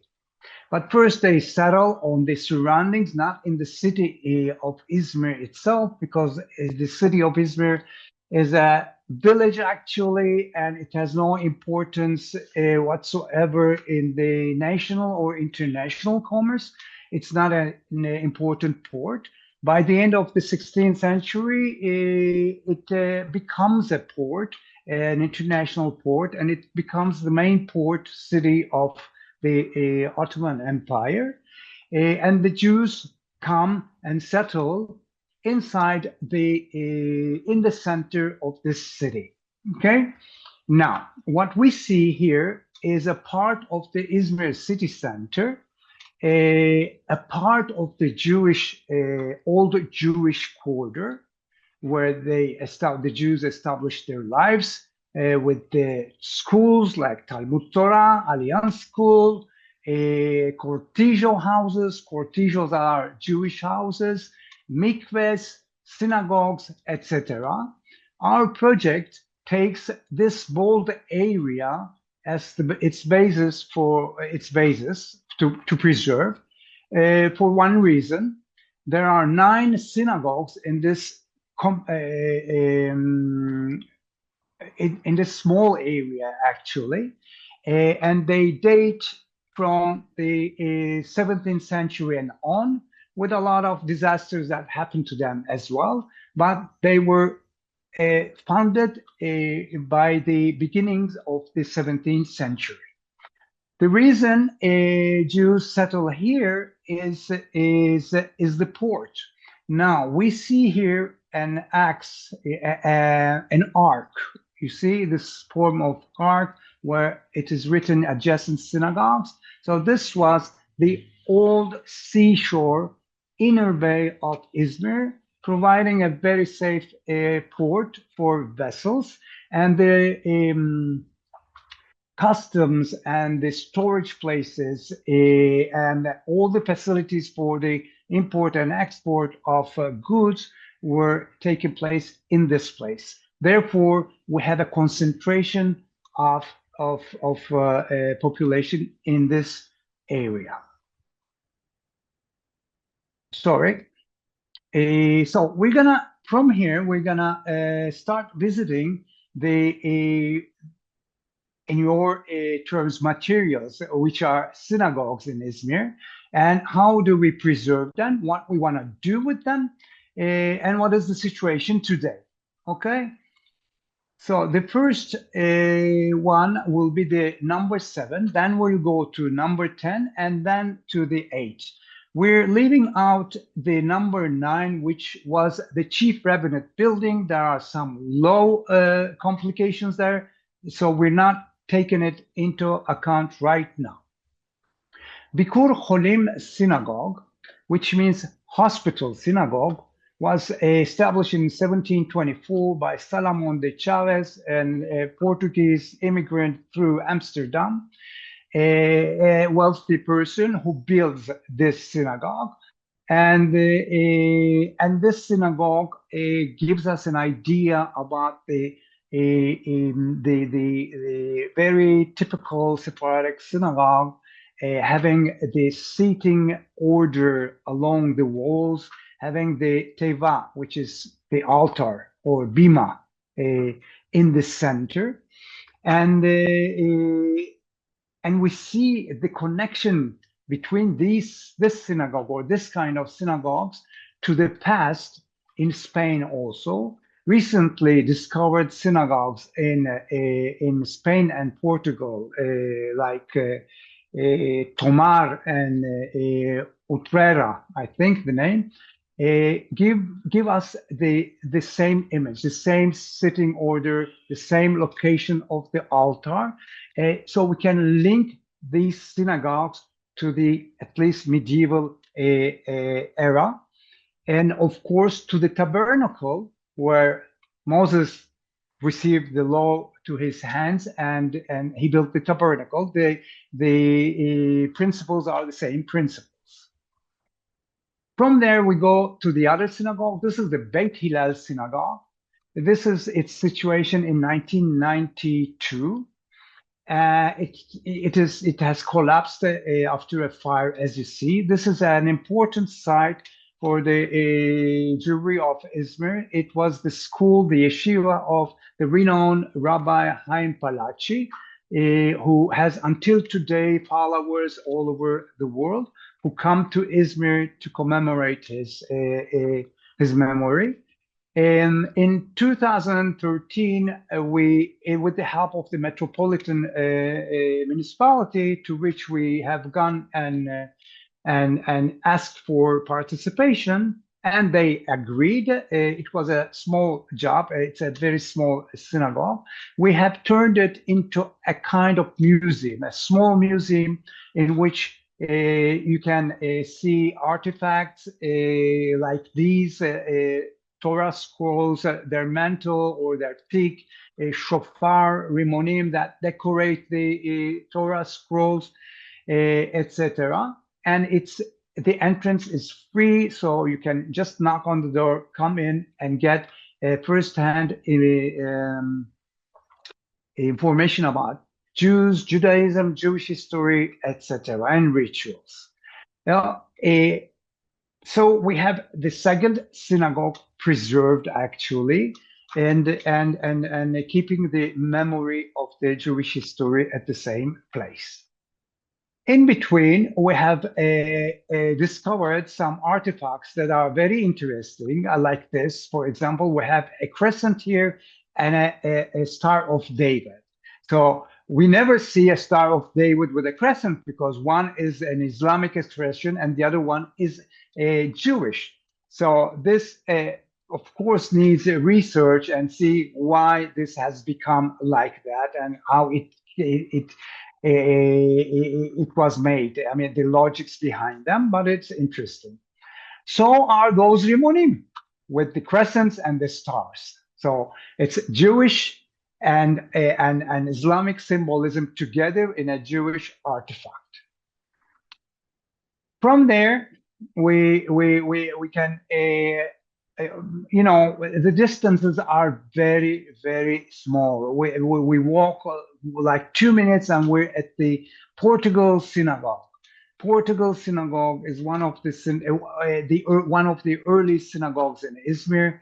In 1630s, it was existing, and it was built by the Portuguese immigrants that came to Izmir. It is, I mean, this synagogue has been burnt in 1976. Yes, in Izmir we have a long story of burning places, including synagogues, etc. And nothing was left in it. Afterwards, we're going to see it. But the story about this synagogue is different, is much more important. When we go to the right, we hit the, we didn't go to the right. Okay, we see a building, okay? This building is a cortijo, was a cortijo. Cortijo is a Jewish house where many families live. It comes from Spanish, cortejo, cortijo in Ladino. And this is the house of Shabtai Tzvi. Shabtai Tzvi is the rabbi who was born in Izmir in 1626, and declared himself in 1648, I think, as the Messiah of Jews. And he was immediately excommunicated, because this is a challenge for everybody, especially for the religious authority as well. He in his theology, he had theological principles, social and some political arguments that were not accepted. After all, you don't accept a Messiah just like that. And he was excommunicated. He was excommunicated after a tour in all over the Middle East. He comes back in 1665 with a lot of, let's say, public relations, with a lot of followers. It's incredible how in those times information traveled from Izmir or from Gaza, Safed or Jerusalem, to Vienna, to France, to Amsterdam, and he had followers even in those countries, I should say. He comes back, he breaks into this synagogue. This synagogue, he establishes there his kingdom, for a very shortly lived kingdom. And of course, this created a chaos in Izmir. He was called to the palace. He was offered two options, that or convert to Islam. He converts to Islam. The reasons of his conversion are discussed until today, but this creates a big disappointment within the Jews, and they don't believe him anymore. Not everybody, because there's a big group of followers of him that moved to Thessalonica afterwards. But he becomes a Muslim, but he's considered a fake Muslim. So actually, he is in a situation where nobody is with him, okay? And the sad thing is that this continues until today. And this house is not even called Shabtai Tzvi's house today, because Muslims don't like him, Jews don't like him, and it's a subject that nobody touches. It's a taboo. Of course, our mission is to break this taboo, because if we're talking about preservation of heritage, this is also our heritage. Whether we like it or don't like it, it doesn't really matter. So this is one of the problems of, let's say, being in Turkey, between Muslim and Jewish beliefs and loyalties there, let's say. I'm going further. This was the situation of Portugal's synagogue in 2018. And we, since there was nothing in it, we turned it into a conference room.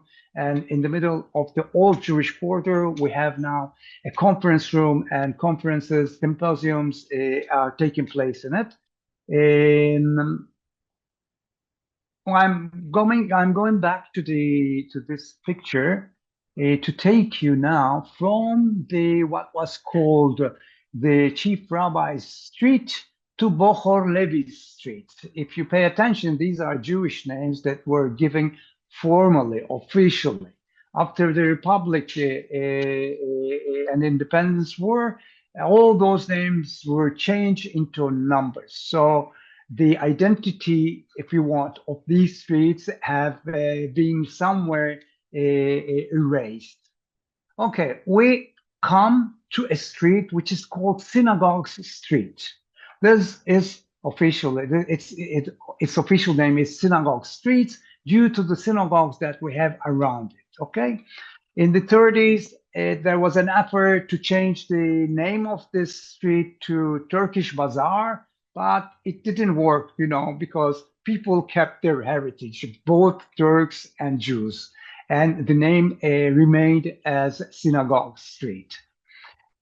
Okay, now we're gonna cross the Synagogue Street and we're gonna get into an area where there's a cluster of 6 synagogues. 4 of them are really wall to wall and 2 of them are 20 meters from each other. And we're gonna check what's going on with them. This is the synagogue's bazaar, synagogue street, okay? And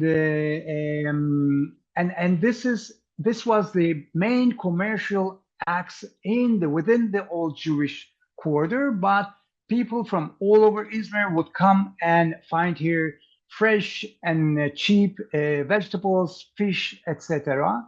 You would hear the merchants screaming their merchandise in Ladino, Judeo-Espanol, in Armenian, in Turkish, in Arabic, etc., in Greek as well, but mainly in Ladino, because this was the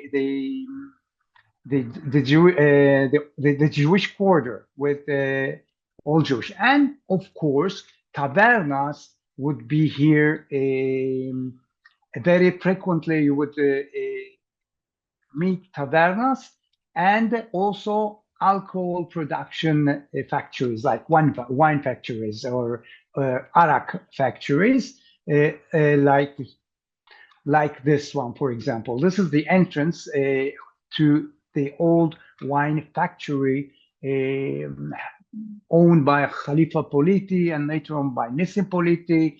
And since the 1820s, you can see here in 1900, that 1900, okay? It was an entrance was made to there. As you see, grapes and Hebrew date. From there, we enter a street, okay? Let's see if we can hear the voice. I wanted to make a check of sound, but we didn't make it. Let's see if you hear that.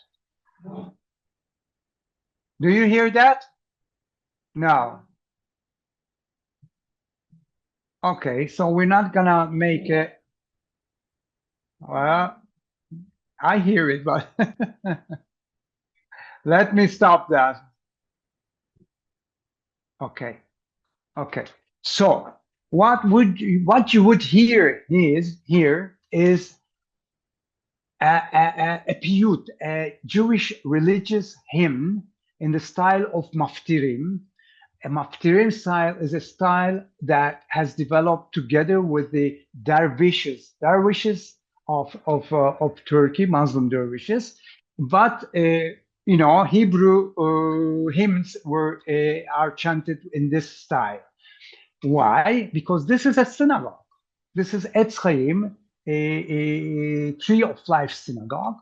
And from the windows, you hear that when you're into this street. On the other hand, you hear the call for the prayer of the mosque. Why you hear them? And they get intermingled because some of the prayer times intermingle, and you have on one side the cry, the call for prayer, the Muslim prayer. On the other hand, you have the Hebrew piyut, and you don't have to be. You can be atheist, but you get excited anyway. Okay, so this is today's situation after the restoration, and it was in 2018 like that, and we have conserved this place as such. And one thing really led us, one thought, we did not want to paint it in one color as it was before. Do you see at the bottom of the columns this blue color? Everything was in this color. What was done is that we scrapped the walls, we scrapped the columns, and we got to see different periods of time and different works in different periods of time. Like, for example, on this column, this is an imitation, this is not marble. This is the first period imitation, which is considered to be very artistic. And then on top of it, you have another period's imitation. And here on the bench, above the bench, you can see another period of marble imitation. So it was, when we talk about identity, our identity, like the building's identity, our layers are based on layers.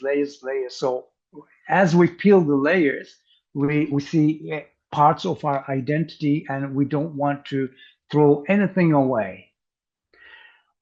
These are pieces of different embellishments on the walls according to different periods. This is the first period on the left. Then above it, you have these flower embellishments, and you have another period with other embellishments, traces of the 1841 fire, numbers of the seats, and inscriptions. So each one of them tell us different stories. The basement, which was a yeshiva, is now an art gallery in which we hold mostly multiculturally subjected exhibitions. And from the window of this synagogue, we see Hebra Watal Mutora synagogue, which collapsed, and above it we see the mosque from which we hear the Ezan. This was a very important synagogue. This was a situation in 2019, and what was done is that the rubble was removed, the walls were tied together, a temporary roof was put to protect the place. The restoration plan has been approved by the regional preservation committee, and we're now looking for funds to make the actual conservation. One question: do we have still time? Because we missed one person. I think I can go. Can I go on? Or yeah, okay. And in this synagogue, we also hold cultural events because we don't pray in it. And this is a commemoration to the Ashkenazi culture with a klezmer band, because Ashkenazi Jews have always lived in Israel, and they left us a heritage as well. And this is one of them, the music. Next to it, we have forasteros, the strangers, probably meaning the Livorno people, a synagogue that is in this situation. Here you see the temporary roof of the previous synagogue. Through the windows, you see Al-Ghazi synagogue. So it's very interesting, this structure, and it's randomly, it's rarely met in the world. And this is what we have done there, a temporary roof, cleaning, strengthening the walls to prevent them from falling. And the conservation plan of the synagogue as well has been approved by the regional preservation committee, and we're looking for funds. So we're looking for funds for 2 synagogues to complete the picture.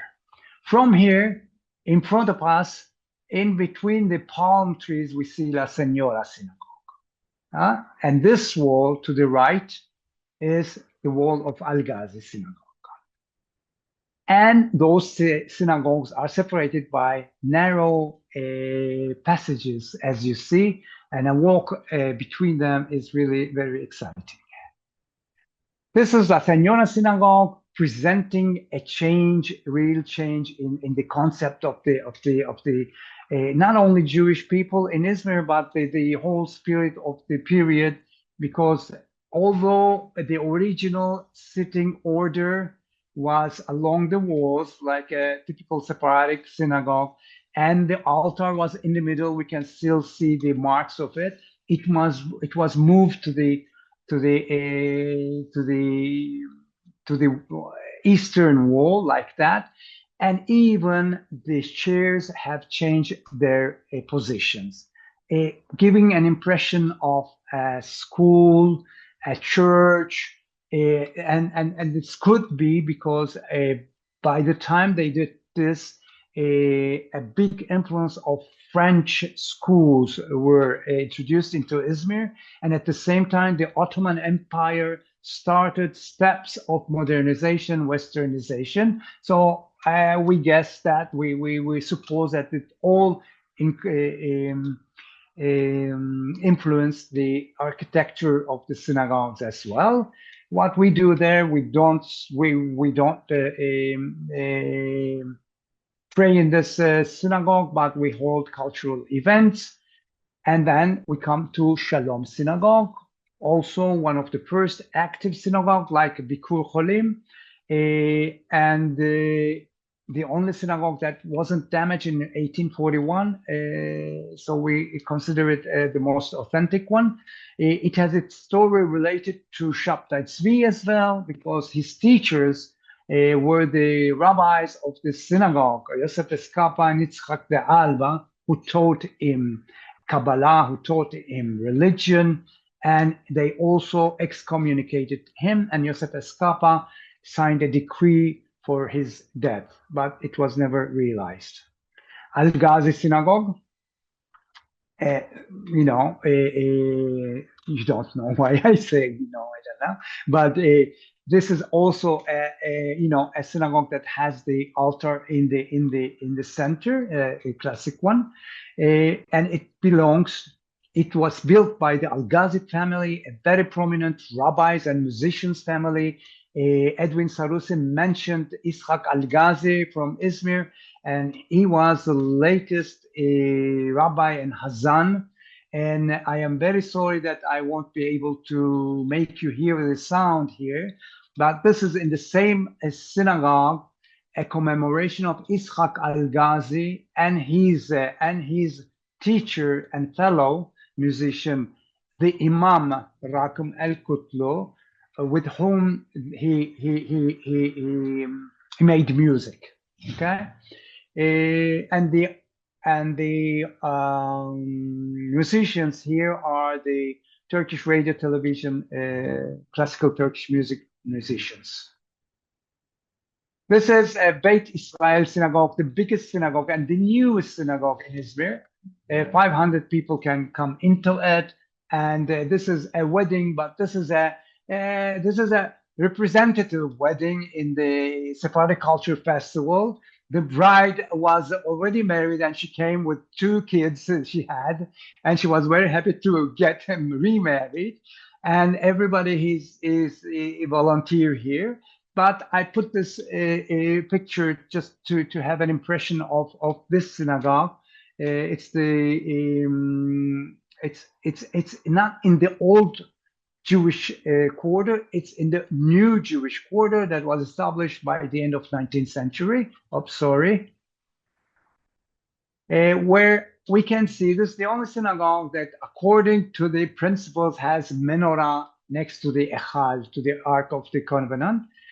But here we have again a crescent and a star, but this is a crescent and a star of the Turkish Republic.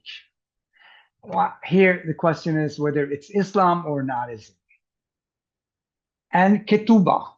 Still, we have a ketubah. We have many ketubahs that have this symbol of Islam. We're working about a rabbinical library that has 1,700 old books, of which we have restored already the ones that were printed in Izmir between 1650 and 1750. These are classified, documented, and together with in a collaboration with the National Museum of Israel, we're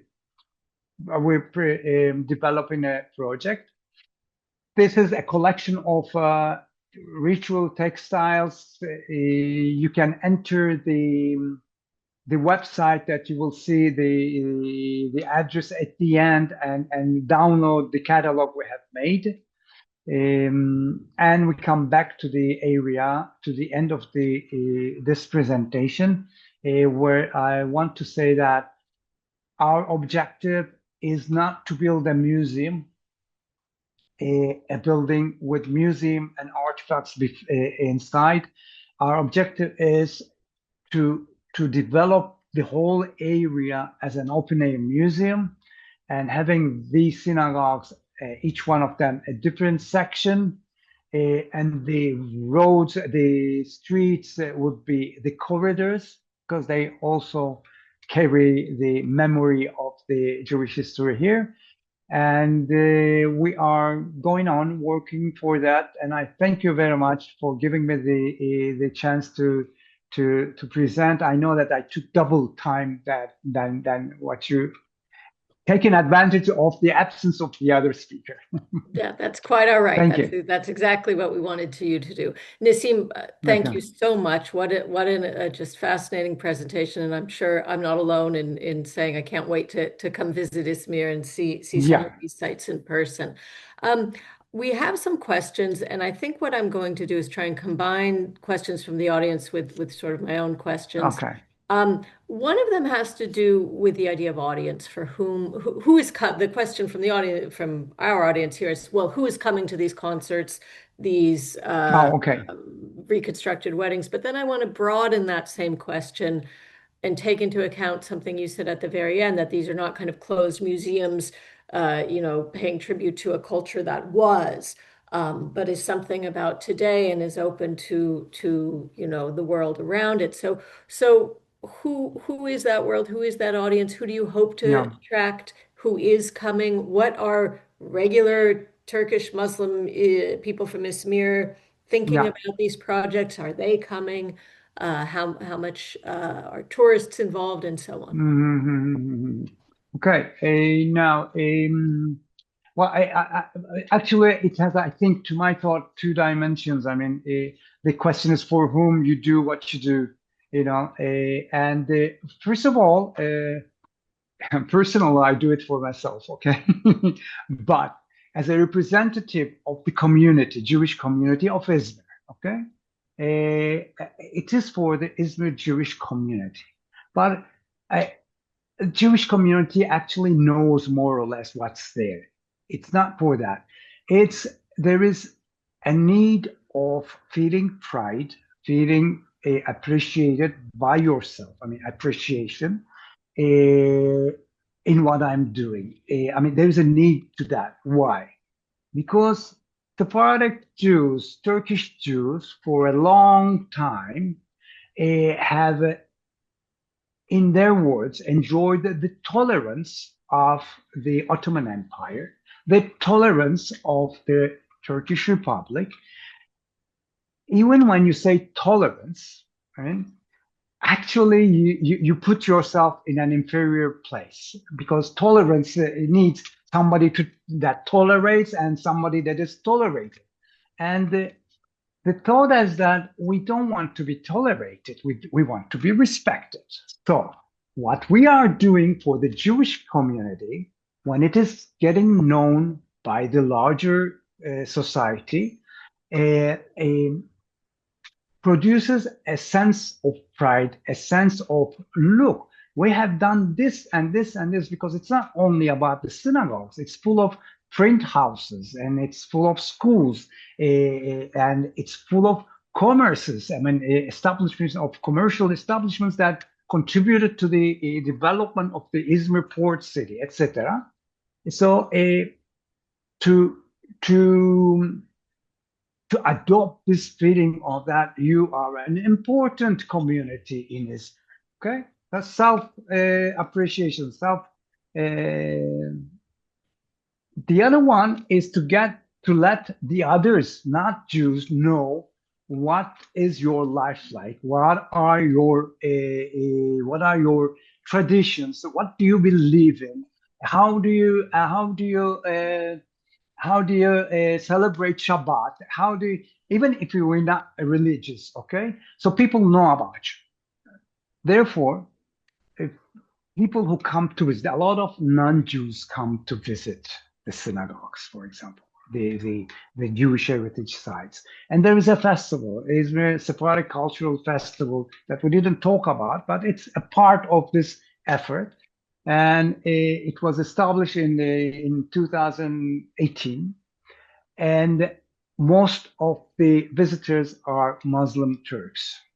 Also Christian Turks, but there are so few Christian Turks that we talk about Muslim, because the 99.9% of the country is Muslim. And they come, and they are curious. And we are very happy to present our music, our language, our traditions, our food, gastronomy. And this gives the community a sense of pride and self-appreciation, which, to my opinion, they didn't have, because we have a saying, a word, callades. Callades in Ladino is silencio in Spanish, silence. So don't really show yourself too much, because you can get hurt. Okay, this was the basic philosophy. Based on the past experiences, but today we want to change, and people do accept it. I talk too much. I think it's understood. Sure, no, just enough. And please, there are a lot of people asking for the website of the project, and including some people to help. So we can do that after. But we will make sure that is put in the chat.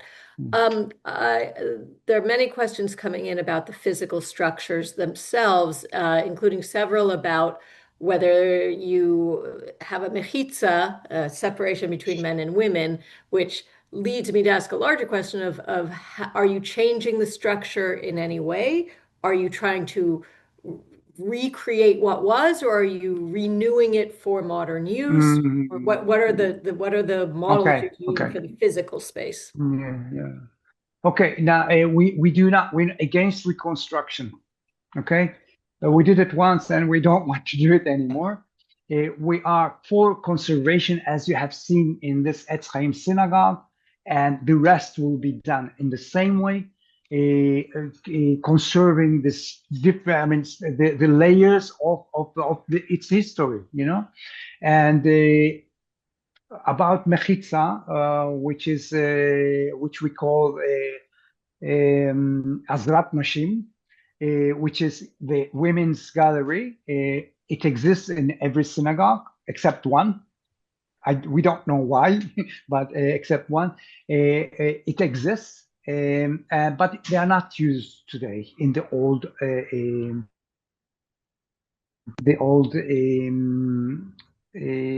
Jewish quarter.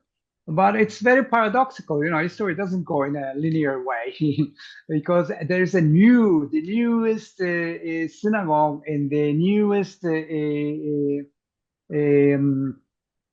quarter of Izmir. A modern synagogue was built, because everybody lives there, and it's very modern. When you do something modern that looks like in Manhattan, not in Izmir of Turkey, okay, with the traditional Ottoman, etc., it's the same. It's like saying, okay, we do something new, we don't look back. Okay, these motifs are not for us, we're modern. But at the same time, there's a women's gallery, and the policy regarding the women's gallery is very strict, even stricter than before. Funny, but it is like that. Do you hear me? Yes, of course. Great. Time for one last question that might get us into a slightly sensitive area, but I think it's worth asking. One of the members of the audience asked something about relations between Jews and Armenians and Christians historically in 1922 with the population exchanges. Again, I want to take that question and ask you more broadly. Does the promotion of Jewish heritage in Turkey from the point of view of, let's say, the Turkish government, not the Jewish community itself, which I think you explained very well, the motives there. Is there a possibility that the government itself derives some advantage, some kind of credibility as supporting minorities in Yeah. general, especially vis-a-vis other minorities that maybe it's not supporting their heritage as much. And I'll just leave it at that because, of course, I'm talking about Armenian heritage sites principally, but other ones as well.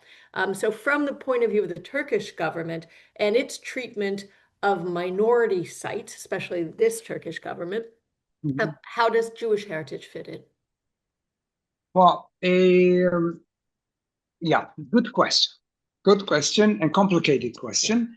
Now, for centuries, Jews were friends of Ottoman Empire because Ottoman Empire was fighting Christian world, Europe, and Jews were expelled from there. So the enemy of my enemy is my friend.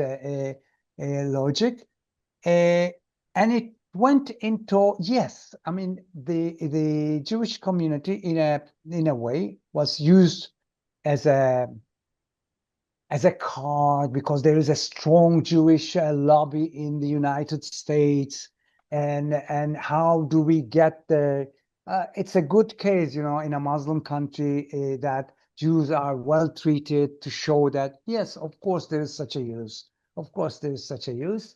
I don't know who believes it anymore, but if there is such a use, and of course Jews enjoyed this protection. Jews enjoyed this protection because not everything was so smooth, although not, I mean, Jews in Ottoman Empire or in the Republic did not live a Holocaust or nothing near it. But yes, there were pogroms. Yes, there were firing Jews from a lot of places because a new nation was to be built, or the assets tax. I don't know how you call it in 42, in the middle of the Second World War. Suddenly, Jews and Armenians and Greeks, I mean, all non-Muslims were taxed heavily, very heavily, and those who couldn't pay were sent to kind of concentration camps, not killing them, but making them work hard for 2 years. And following the intervention of the, I think, United States, they were liberated. Now, but the disaster that hit the Armenian people is, of course, different. And I think that here, again, I mean, you cannot find a Jewish person that will say, yeah, that what was done is okay, or nothing like that was done, nothing like that, because the Jews have this sensitivity of they know what happened. But politically speaking, in order to get this protection, this closeness with the government, they have given in, and they have aligned with the government. Yeah, of course, politically. So that the Jewish lobby in United States, yeah. Good. Yes, I know it's a complicated subject Yeah, that yeah, leads us in all different areas, but I think it's worth going into. Well, I do believe we're out of time. Nissim, it was an absolute honor to yeah. have you with us. Congratulations on this project, which is monumental in every sense of the word. And I hope you and I can continue our talking about it. Okay. Please do it. Thank you Let's so do much, it. and Okay, thank you for thanks all a the lot. questions. Thank you very much. Thank you for all the Bye, questions. We'll bye, take now bye. a quick break, and we'll come back with our third panel shortly. Thank you so much.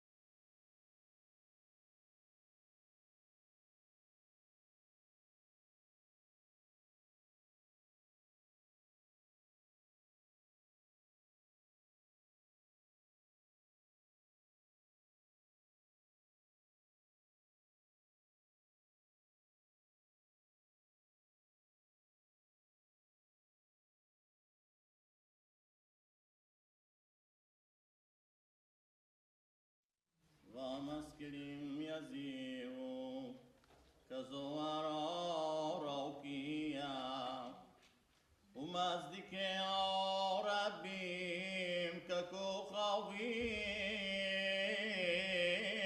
لولا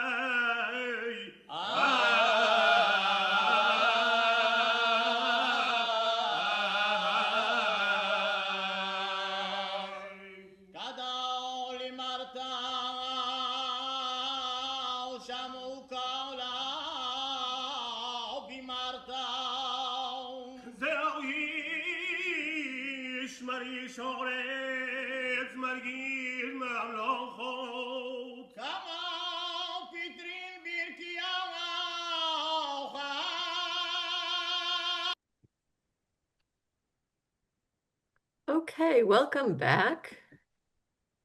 Whoops, there we go. Hello, Emily. Hello. And We are just going to move right on to our third panel, and thank you to the audience who stayed with us so far. I hope many of you have had the opportunity to actually see the exhibit on which this whole webinar is based, which is about Jewish material cultures in the Muslim world. It's an exhibit called In Plain Sight, Jewish Art and Lives in the Muslim World. And it was co-curated by my colleagues, Francesco Spagnolo and Qamar Adamjee. And it's really an incredible labor of love, really. It's expansive, it's deep. It required tremendous knowledge and effort to bring it together. So this last panel is going to kind of explore that process and the process of creating an exhibit like this, what went into it, how it proceeded, and so on. So I'm asking our co-curators to start just by presenting a slideshow they developed, so you can see some of the actual objects, which are quite amazing, and talk a little bit about the themes, and then we'll go into a deeper discussion. And once again, your questions are absolutely welcome and invited in the Q&A section. Okay, please take it away. Thank you, Emily. Good to see you again on video, Qamar. And I'll also go into the ritual of sharing my screen, so hopefully it works. Let me see. Can do this. So, as Emily was saying, our exhibition is titled "In Plain Sight: Jewish Arts and Lives in the Muslim World," and the idea behind this exhibition came from me running a series of surveys of the holdings of the Magnes collection. Just as a reminder, the Magnes collection is one of the largest Jewish museum collections in the world. It's part of UC Berkeley, so an important research university. And we conceived this exhibition, like all other exhibition projects, with these ideas in mind. So it was mining the collection, and at some point working with some students, compiling a very large and wide checklist of objects that had provenance in the Muslim world. They were all part of the permanent collection of the Magnes, and came up with a total of about 1,400 items. And 1,400 items divided from, and you'll see a few of these as we present some images, and you saw some of these in the beautiful slideshow that our colleagues, Magnes colleagues, prepared for this symposium. It ranges, the materials range from textiles to objects of everyday life, to manuscripts, photographs, postcards, paintings. There's a little bit of everything, so a way to kind of document culture at large. And 1,400 objects means a lot of research, and then especially beginning with the question, how is it that all these materials came to Berkeley, California? They all belong to Jewish communities around the Muslim world. We can document it from the Middle East to North Africa, and of course even mapping the presence of Jews in the Muslim world through objects imposed us to think about all sorts of maps and possible maps and multi-layered maps and so on. And I had met my wonderful colleague Qamar in San Francisco at the Asian Art Museum, and after a few conversations, it seemed clear to me that we could try a partnership. I see you're smiling, Qamar. So, and worked out nicely. I think our secret, sometimes creative secrets are in we deal with material culture. So I think one of our secrets is we both love spicy food. So we had good spicy meals and had a chance to think about things together. And in presenting this exhibition, what we did is that we actually worked together. A pandemic happened, so we then worked together remotely, etc., but also always with UC Berkeley students, which meant that we had to kind of explain to ourselves and to others at every step what we were trying to do. So I remember I would run some of these sessions together and thinking about, okay, are we looking at sharing of cultures? Earlier, we talked about sort of this multi-layered culture and belonging to many cultures at once, but are we talking about cultures that are shared? Are we talking about affinities, cultural affinities? What were coexist, and what are these terms? And so we kept going at it, and eventually we came up with this expression of mutually meaningful. Mutually meaningful means that something is meaningful to me, and I am somewhat aware of what it means to me. And I know that it's also meaningful to you. And you presumably know why and how it's meaningful to you. But we're also mutually aware of the fact that these meanings have something to do with our relationship. So that was sort of how we crafted this whole project. And in our introduction, I'm going to pull up our words for a second. In our introduction, we also tried to, and this was actually very much Qamar's request when I explained to her this long-standing tradition of Jews studying, engaging with text, especially the Talmud, but any kind of text, which is by default sacred text, difficult or sometimes impossible, virtually impossible to interpret. And so to work in duos, in pairs, in couples of students and challenging each other, but also learning how to see the same text, in our case, the same object, with each other's eyes. So the exhibition we wrote represents a culmination of over 5 years of curatorial collaboration. As curators of Jewish and Islamic art, we examined objects together, studied primary sources ranging from visual culture to architecture and music, and read secondary literature in several languages, at times flanked by UC Berkeley students and scholars in various disciplines. We spent many hours in the fashion of the Talmudic Chavruta, the pair of students, two students with complementary, divergent, and contradicting views, training ourselves in the other's perspective, seeing the same object with the other's eyes, and forming day after day a shared perspective, a common sensibility. So, Qamar, you kindly offered to share with us how this shared or common sensibility worked. So here are some examples you prepared to kind of guide us into the process, and then we'll just give the audience a quick overview of the parts of the exhibition, how we articulated it, how we organized the objects. Again, as a reminder, we started with 1,400 objects and ended up with 60. So that's the work of the curator. Often it's the work of trying to make sense of large data sets and large parts of information and distill them in ways that can be held within a room, a series of rooms within space. Qamar, help us out. Thank you. Thank you, Francesco, and all the colleagues at Magnes and Emily for amazing conversations, and to you all for being here.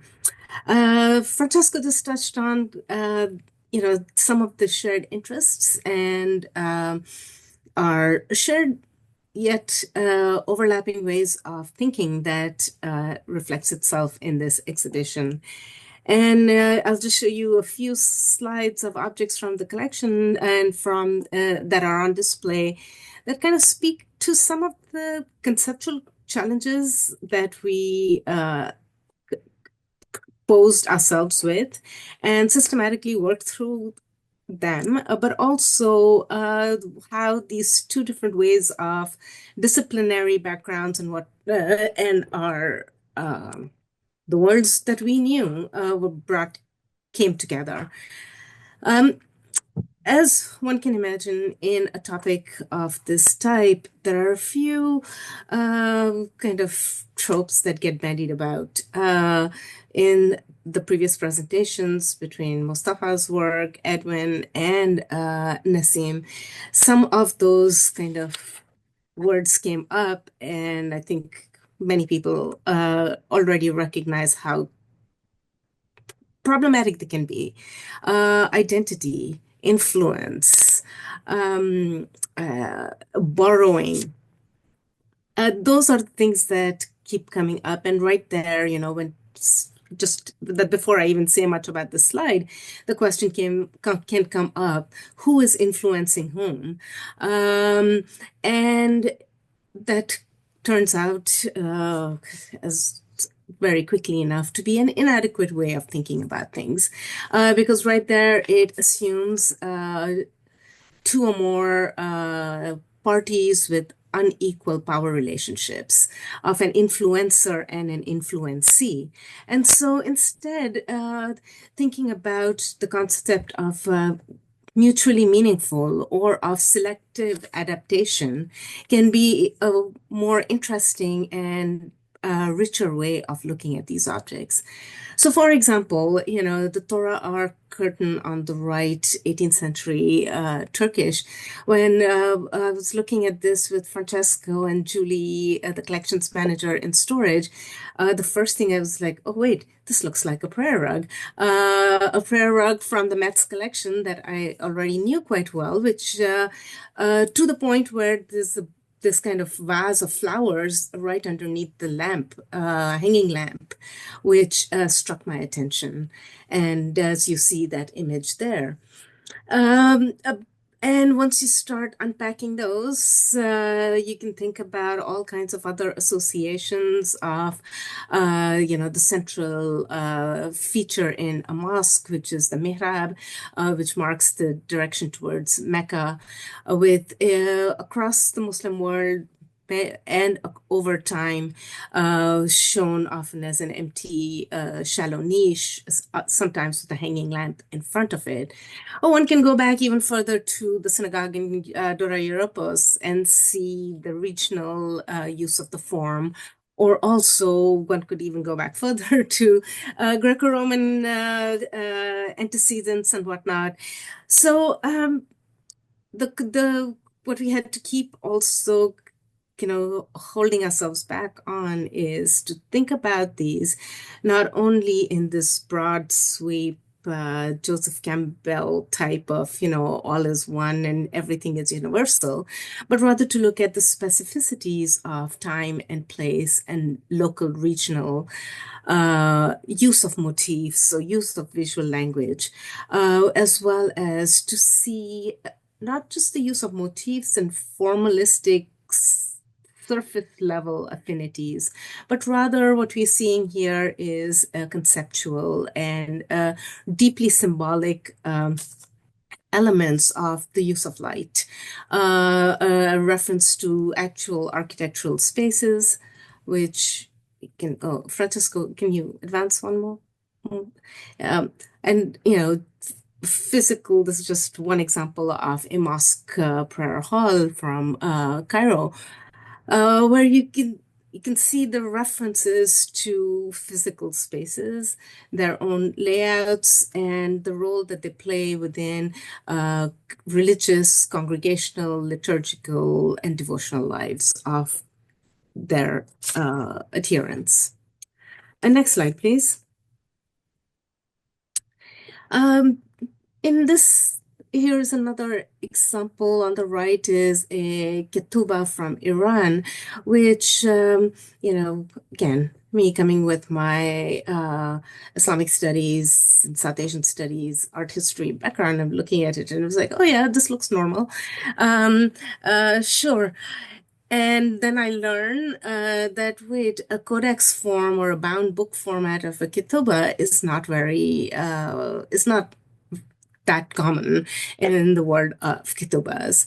And again, but when I look at it, it looks like the frontispiece, the opening of a illustrated or not illustrated manuscript, typically that for poetic verses or perhaps for a prayer book or religious text that has this richly ornamented title headpiece, chapter headings or titles against gold background, and the rest, you can see for yourself these kind of obvious relationships between typologies of form, typologies of function, and which speaks to this shared belonging and shared cultural participation, in addition to one's other aspect of identity, which is religious or devotional. Next slide, please. The same thing kind of goes here with the ketubah on the right and architectural wall tile. Um, I've in my previous work, I have been looking at illustrated manuscripts made in India, but that were written in local dialect, and questions of Hindu artists working on Muslim manuscripts, and these kind of religiously defined divides sometimes override the shared cultural affinities. And one question that keeps coming up in those contexts is, oh, but how would a Hindu artist know how to paint in Persian style? Or what would a Muslim artist know about the Hindu gods, Shiva or Vishnu or whoever? One could perhaps say the same kind of thing for these, but the pairing here kind of reminds us that culture is visible in all kinds of forms and places, and it's not restricted to a place of worship or to one's individual faith traditions. And so when we kind of just see this arrangement of architectural lobes and niches on the ketubah, and with a border and decorative frame ornament within the spandrels of the tile and or within the ketubah, there is this kind of shifting of gaze, shifting of metaphor, shifting of visual language, which makes both things equally legible to those who use or see these objects. Next slide, please. And this was something that I found quite fun and actually also quite interesting, which was, again, we're looking at the same Persian ketubah with the detail on the upper right.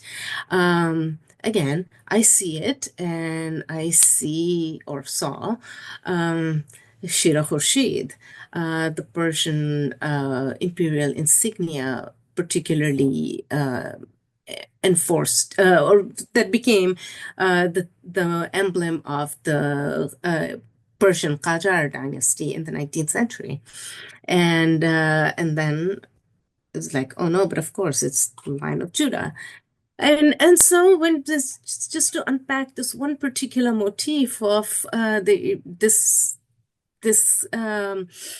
polysemous imagery, what we're seeing here is this interesting way in which religion, science, economics and currency, as well as imperial imagery, all come together in these multiple layers of that many-layered cake.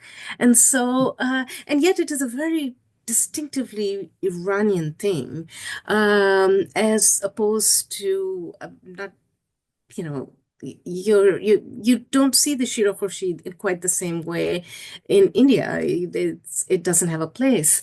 I'm not quite sure of what happens in the Arab world with the lion, but on the left are representations of Prophet Muhammad's son-in-law, Ali, the first Imam of the Shia faith, which is the dominant faith practice of Muslim Iran. Ali has been known as the Lion of God, Shira Khuda, from 8th, 9th century onwards. And you often find not only images of Ali with his family, with the lion, to kind of remind that. One could also think of St. Jerome here, but also very often this calligram at the bottom left, which is the prayer of Nade Ali. Oh, I call to Ali to help me break down my problems. It goes on. The whole Nade Ali's first opening lines are in the form of a lion. But starting also from the 10th century, what you're seeing up here is a 19th century copy of a 10th century Persian text on constellations, and it is the Book of Fixed Stars, where the constellation of Leo is shown as this lion, and on the lion's body are the stars. The 9th, 10th century versions of the lion look slightly differently than this one, who now has its raised forepaw and this proud tail, which looks very much like not that which you start to see from the 19th century onwards, with the two images on your right with the imperial Persian symbol. But right below it is this image of the lion as a constellation of Leo. So it's all of these things that kind of come in and out and play with each other to make that motif on the ketubah a really more potent symbol. Next slide, please. I can, here is another angle on this kind of multilingual aspect of decoration, of imagery, of technique, of workmanship. And what we're seeing on this slide are two works. The one on the right is a detail from Candlestick, which is in the exhibition, and the one on the left, which is in a private collection. Inlaid metalwork from Damascus in the 1920s. And all the way at the left is a 13th century inlaid metalwork bowl from the Mamluk period, and northern Syria, Egypt, and Iraq from the 13th to the 15th century was best known for its inlaid metalwork.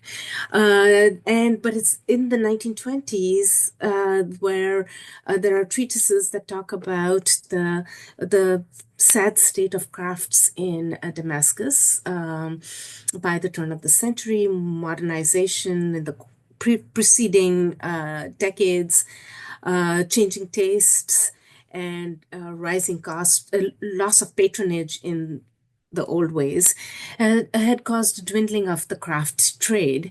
But in Damascus, in the section on this particular survey of crafts, it is the metalsmiths of Damascus who are very highly praised, and they are the Jewish metalworkers.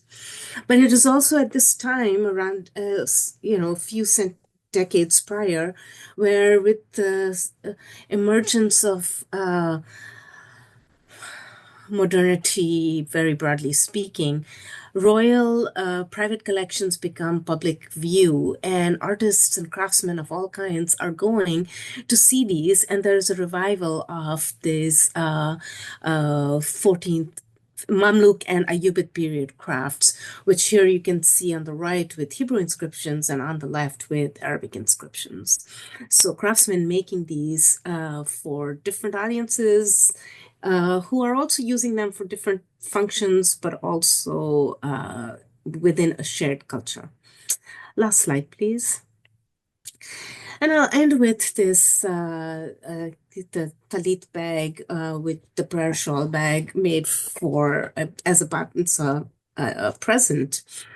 And we see the stars and the circles and the geometric patterning, and again, imagery resonant for within the Jewish context. But also on the left is another reminder of this drawing and a maquette which speaks to the early 20th century moment of westernized education that is coming in through formal and informal colonial relationships, where there is a desire within internal, local reformers, social political reformers who want to be more modern, as ways of how do you take the past and make it fresh for a new audience, for today's world. And we see this, and in the exhibition on the, if you happen, there are, sorry, I don't have the image here, but the teflin bags for phylacteries have very much the same shape as this embroidered velvet wallet that was designed as a collaboration. This is not Moroccan and Tunisian, but the Fabrique École de Tunis and the École des Beaux-Arts of Paris, working to take old crafts and make them new and give them revived life. And this revived life also becomes the bread and butter for these emergent economies because of the tourist traffic from North America and Europe that are making the rounds of the Holy Lands and who are making the rounds of the Middle East and taking back souvenirs with them. So with that, I turn it back over to Francesco and Yes, take it from thank you, there. Qamar, for again outlining. And this was even just some of the layers we discussed over the years, Yeah. and over time, and rediscussed and rediscovered and reconsidered. We organized the exhibition according to 5 themes, and articulated these 5 themes around the 6th theme, the theme of light. So we imagine a Hamsa as the structure for our project and put light at the center. At the center, we put, a Torah archon that Qamar discussed earlier that symbolizes light very much at the center of the synagogue, but also this lamp, which is part of the, in a way, of the last wave of Qamar's presentation about tourism, and most likely made for to be bought by tourists that could guess Hebrew, guess Arabic, but this is a lampshade, most likely for the tourist market, that includes quotations in Hebrew from the Bible, and then the footprint of the Prophet Muhammad, and then in Arabic inscriptions of the attributes of the Prophet. And we placed this lampshade at the center of our gallery, and so that our audience, our public, would come and be kind of bathed into the shade projected through to this lamp. This kind of like to explain in very practical terms that when we deal with material culture, with the objects of our day-to-day life, we deal with an embodied experience of culture. And so we wanted to move in that direction. We explored, and here are more lamps, and we also, with archival photography, illustrated how lamps are very much a part of the an essential fixture of the world of the synagogue, and but their symbolism is incredible in so many ways, and Qamar helped us decrypt some of it in our presentation. We discussed in our exhibition this concept of belonging in place. Essentially, in one of the things that came to surface in working on this exhibition was the fact that there are many ideas of diaspora out there, and many competing ones at this point, but they all seem to have something to do with uprootedness, with separation, and with dissemination. And not also with the fact that with dissemination comes the belonging in place, that the diaspora is also a concept that has a lot to do with rootedness, and a lot of the objects that we were dealing with kind of bring both aspects together. What we're looking at is actually the work of an Iranian Jewish artist who was active in Tehran until the revolution in the 1970s, and never worked as an artist after, immigrated to America. So this was a gift from the artist to the Magnes collection, but it also depicts a Seder plate that depicts a Seder, a Passover Seder scene in which everybody's seated, eating, presumably from a plate, or from plates similar to the one that is the object of our display, which is actually rather large, and it's a party plate. It's a Seder plate for a large group of people eating communally.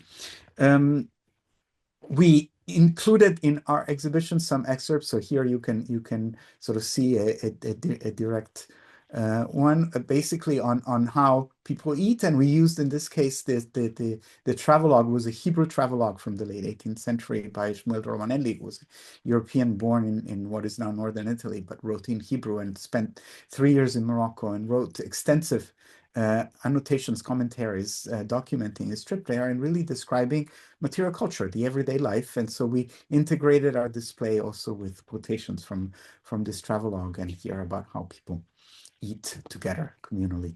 Nessim was talking about the fact that stars and Jewish stars and Muslim stars and crescents and are rarely combined. We actually found them combined in various objects. The one on the left is from Turkey, actually, and I think the date is wrong, but it was 1898, not 1988. And this is a beautiful photograph of the entrance of the Karaite synagogue in Cairo by San Francisco photographer Aaron Nowinski that on purpose brings these different symbols together. I have to say, in my learning of sharing shapes with Qamar, I've also learned the importance of cypress trees, and of course also of hamsas. We kind of started from there. Everybody will start from there, but also various types of stars, both six-pointed stars that are typical of Jewish tradition, eight-pointed stars that have a typographical role in the organizing of the page of Muslim sacred text and the Quran. So when we see an eight-pointed star, we kind of implicitly think about a reference to scripture, to sacred text, and the fact that oftentimes objects embody sacred texts, and then they're like the texts are almost painted on them, and then the surface of objects can be used to really reflect these various layers of culture. So you see here 6 and 8 pointed stars in various permutations and all kinds of other symbols around the Hamsa, around the Hanukkah lamp, and so on. Here's the cypress trees. Cypress trees are, in my knowledge of Jewish visual culture, are typically connected with the city of Jerusalem. It's very rare to see a depiction of the city of Jerusalem without cypress trees. And Qamar immediately pointed me to Iranian sources or Austrian sources, and sort of the idea of the cypress tree as a symbol of a conduit, of a place that is a conduit between heaven and earth. Jerusalem is one of them, and it's not the only one. And so we actually explore cypress trees in all sorts of contexts. So this is a little anthology of cypress trees from the objects in the exhibition. There could have been many, many, many more, and they come from Syria, from Iran, from Tunisia, from Jerusalem, from really it's a pan diasporic Jewish Muslim theme that we encountered in material culture, but that gave us a lot to think about, not just material culture, but about spiritual culture as well. We devoted a whole exhibition. I was talking just now about how objects can be used to paint text. They can also use to paint architecture. The palace, the Dar Margan in Fez, is a palace that Maimonides supposedly lived in. But if you see the motif of the horseshoe art that's on the building, on the facade of the building, you find it in a ketubah, in a marriage contract from Morocco, but also on a Hanukkah lamp. So manuscripts and objects are also buildings in a way, and these buildings also have symbolic power, and especially the building as a palace and as a residence of the divine on earth. So all of these dimensions seem to coexist, and we've been spending all of our curatorial time together trying to bring them forth and then to kind of refine them in the way we presented it in the exhibition. Qamar, this was a section of the exhibition that very much came out of your own research, so I'm letting you go ahead in explaining or like guiding us through the last sections of the exhibition, but one had to do with texts and bodies and how they're treated. Thank you. Yeah. Well, at the time when I was working on this with the Magnes, I was also trying to develop an exhibition for the Asian Art Museum on the Quran, and where the Quran is as a living thing, not just a separate textual source, which when we started to talk about this body of materials, that idea of the word and its centrality in both traditions, but also the engagement of the word with one's body or body writ large, whether as a institution of or community of faithfuls, or one can keep expanding on it. So hence came this idea of the text being the ways in which it's internalized by being recited, memorized, read, and therefore imprinted on the body and on the mind. And with all of these objects that are used as coverings, whether for the Torah ark or for amulets and other types of bodily, sometimes even garments that have references or verses on it to protect. So on these are the word as protection with references in the form of motifs that speak to abundance, to beauty, to adornment, and all of these together come feature on these objects, of which two are here as examples. Next, please.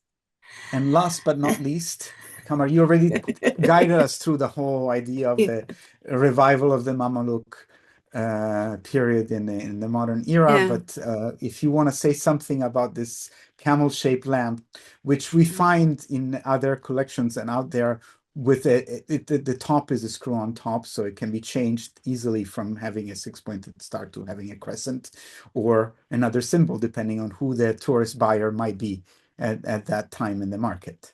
But if you want to just share one last comment about this lamp, and then I think we have a little time for questions and yes, I mean, again, reflections. That aspect of Orientalism and exoticizing comes in very much over here.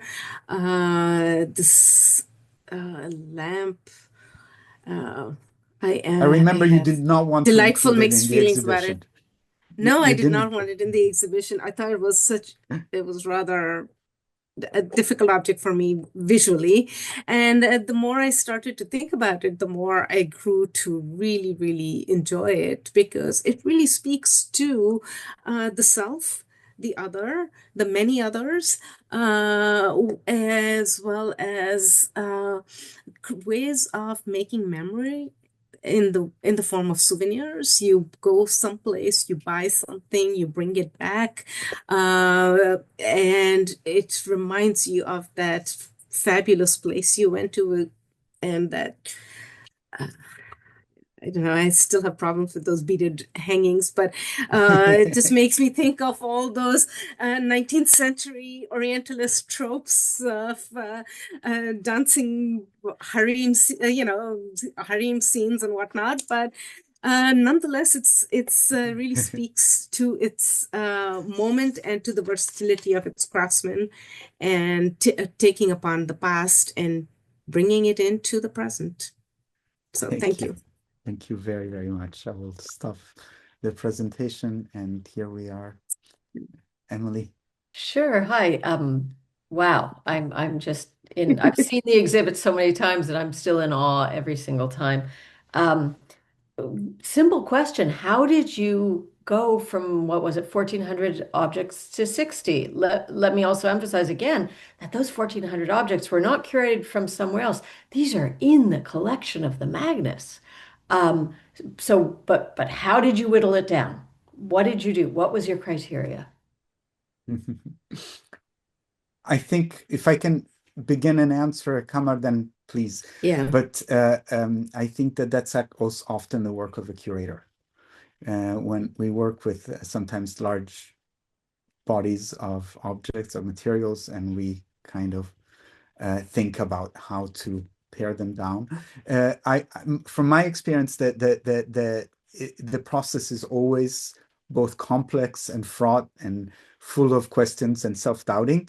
And having students with us kind of brought forth that aspect, because students were kind of, how can we do this? How can we reduce this? What I did in the preliminary work before Qamar became more involved in this was to actually dream up various taxonomy with students, and trying to group objects and think about how these objects could be grouped and according to what categories, materials, colors, shapes, and so on and so forth. Of course, provenance, etc. Just to kind of dominate a structure of 14 or more hundred objects. But Qamar, if you want to talk more about the curatorial part of this.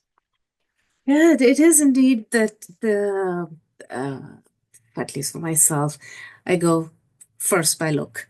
I mean, we are going to be in an exhibition where we have people who are coming in to into a space where the objects need to speak in and of themselves.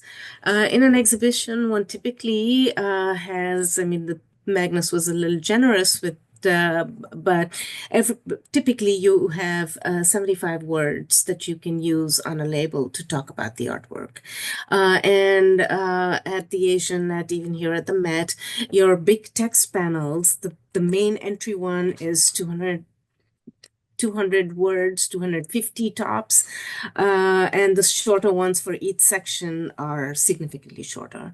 So now when you're trying to talk about your point of view to an audience who's coming in from, you don't even know what their entry points are. It's unlike a classroom where you take everybody with you.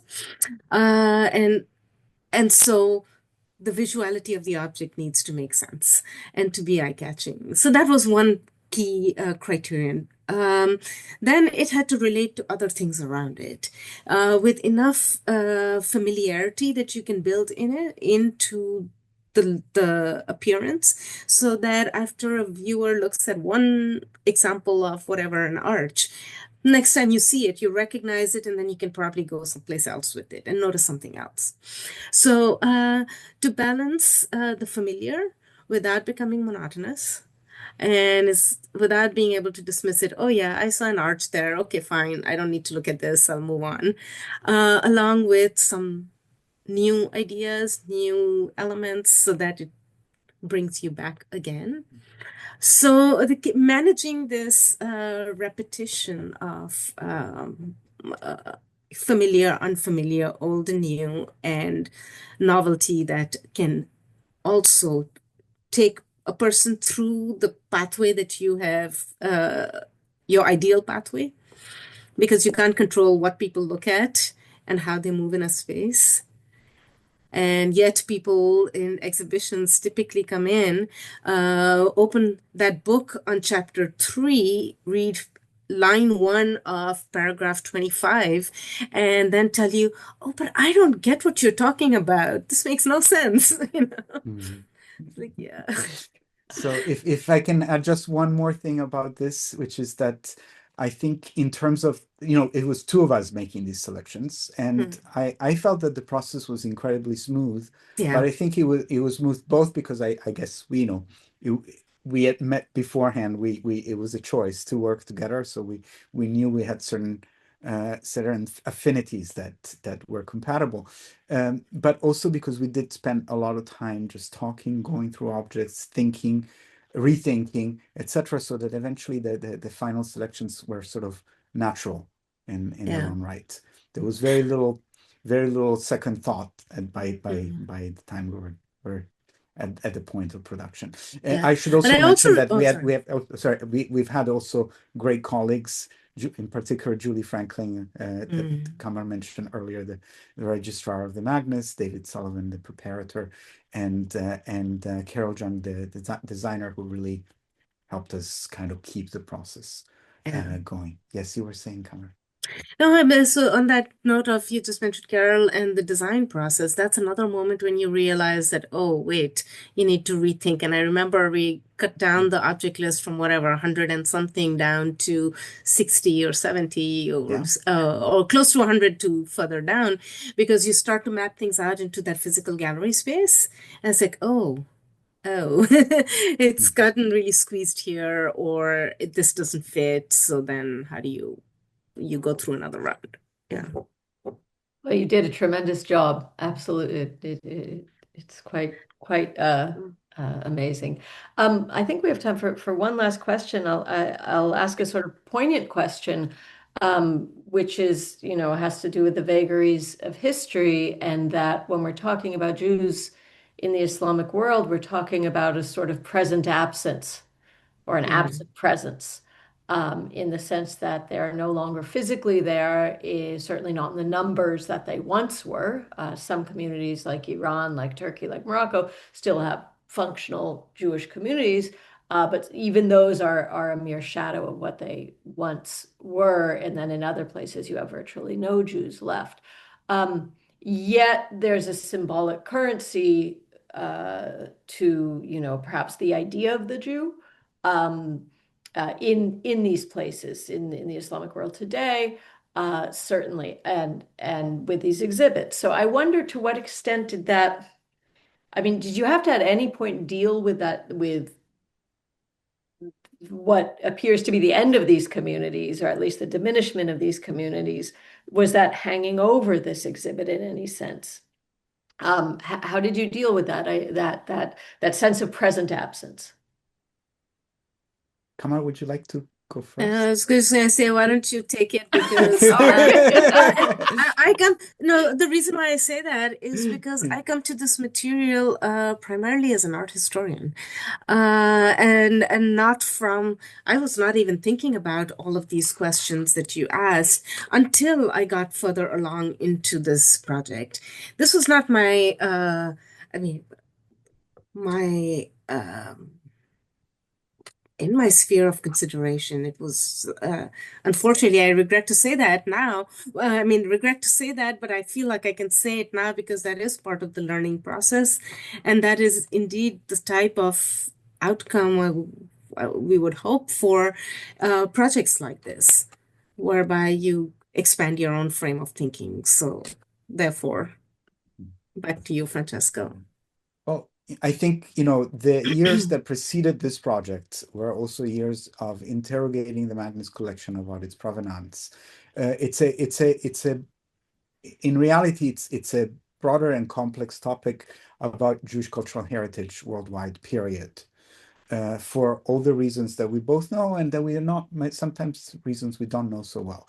In this specific case, there are a few paths that brought these objects to Berkeley, which I think are significant. And we mentioned these in the exhibition. But again, this exhibition was preceded by another one a few years back. Emily, you were involved in that, specifically on Morocco, on the materials that Magnes has from Morocco, and that I titled The Invisible Museum, because the thought was that these objects were never meant to be in a museum. They were meant to be objects of daily life, of lived experience. And so asking the question of how do they end up in a museum collection is essential. And not just to question colonialism or to decolonize museums, but really just to understand what we sort of start from, in the way we study these objects, we start from the idea that objects have a biography, they have a life. They begin somewhere, they circulate. We mapped some of these lives together today in so many different ways about what material culture is and does. And in this case, many of the objects were found in the places that Jews had vacated by California Jews, mostly associates of the old Magnes Museum before it became part of universities in 1960s, 70s, early 80s, who traveled to North Africa and the Middle East, and they went to bazaars, to homes, to what was left of synagogues, and in ways that are no longer possible, luckily, this day. We're collecting objects, buying them, and bringing them back to America.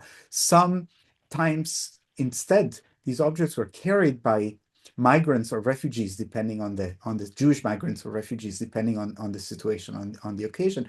And they were brought to other countries where, like all migrants, they were sold to fund their migration process. And this is also something to keep into consideration. People will bring family precious heirlooms, and sometimes their own, sometimes others that they have themselves collected on the way. And then try to collections. And finally, of course, there were donations. There were families from the Muslim world who moved to America, moved to California, and who donated their heirlooms to the Magnes as a Jewish museum collection, as a way to kind of acknowledge their legacy, their history, their culture, and make it better known. So there are all these agendas, some of that sometimes conflicting agendas, that make this all possible. And I think it's good to be aware of them, because I still think it's good to be aware of history. That's a wonderful answer to that. I think on that note, we're ready to close. I want to thank our two panelists, Francesco Spagnolo and Qamar Adamjee, again, for all their work, including their contribution to our seminar today. And Francesco, I'll pass it back to you to close the. Yes, well, many thank yous, but first of all to you, Emily, for being part of this project and wrapping up this exhibition. To Qamar, I cannot even begin to thank you, so I won't do it on Zoom. But it's been such a joy to work with you on this project, and the many students that if you caught from the chat a link to the exhibition page that archives the whole project, you'll see the names of every collaborator and the many students, like generations of students that have worked with us and that really provided fresh ideas and eyes and of course brain cells to our work. All of our museum collaborators, and then finally a thank you to everybody who made today's program possible. The sponsors made the project possible. The sponsors were listed at the beginning, and I'm not going to repeat them in case I forget someone, but they were all very engaged with us and with our project. So it wasn't just they were sponsors just because they believed in what we're doing. So that felt really relevant and important. And then the whole staff of the Magnes, Executive Director Hannah Weisman, who introduced us today, Laura Bratt, and then Alter, who today worked on the back end to make sure that things ran smoothly. And it was good to have this international, intercontinental conversation today. Every one of the panelists, so to begin with, every single panel, it was really good, and to be continued because we will be releasing a video of this. Of these proceedings, and then also we're looking into ways to publish a catalog based on the exhibition itself and some contributors like the ones that we gathered today with us. So thank you again. Thank you, everyone. Thank you, people at home, for listening. And with this, we close the project in plain sight.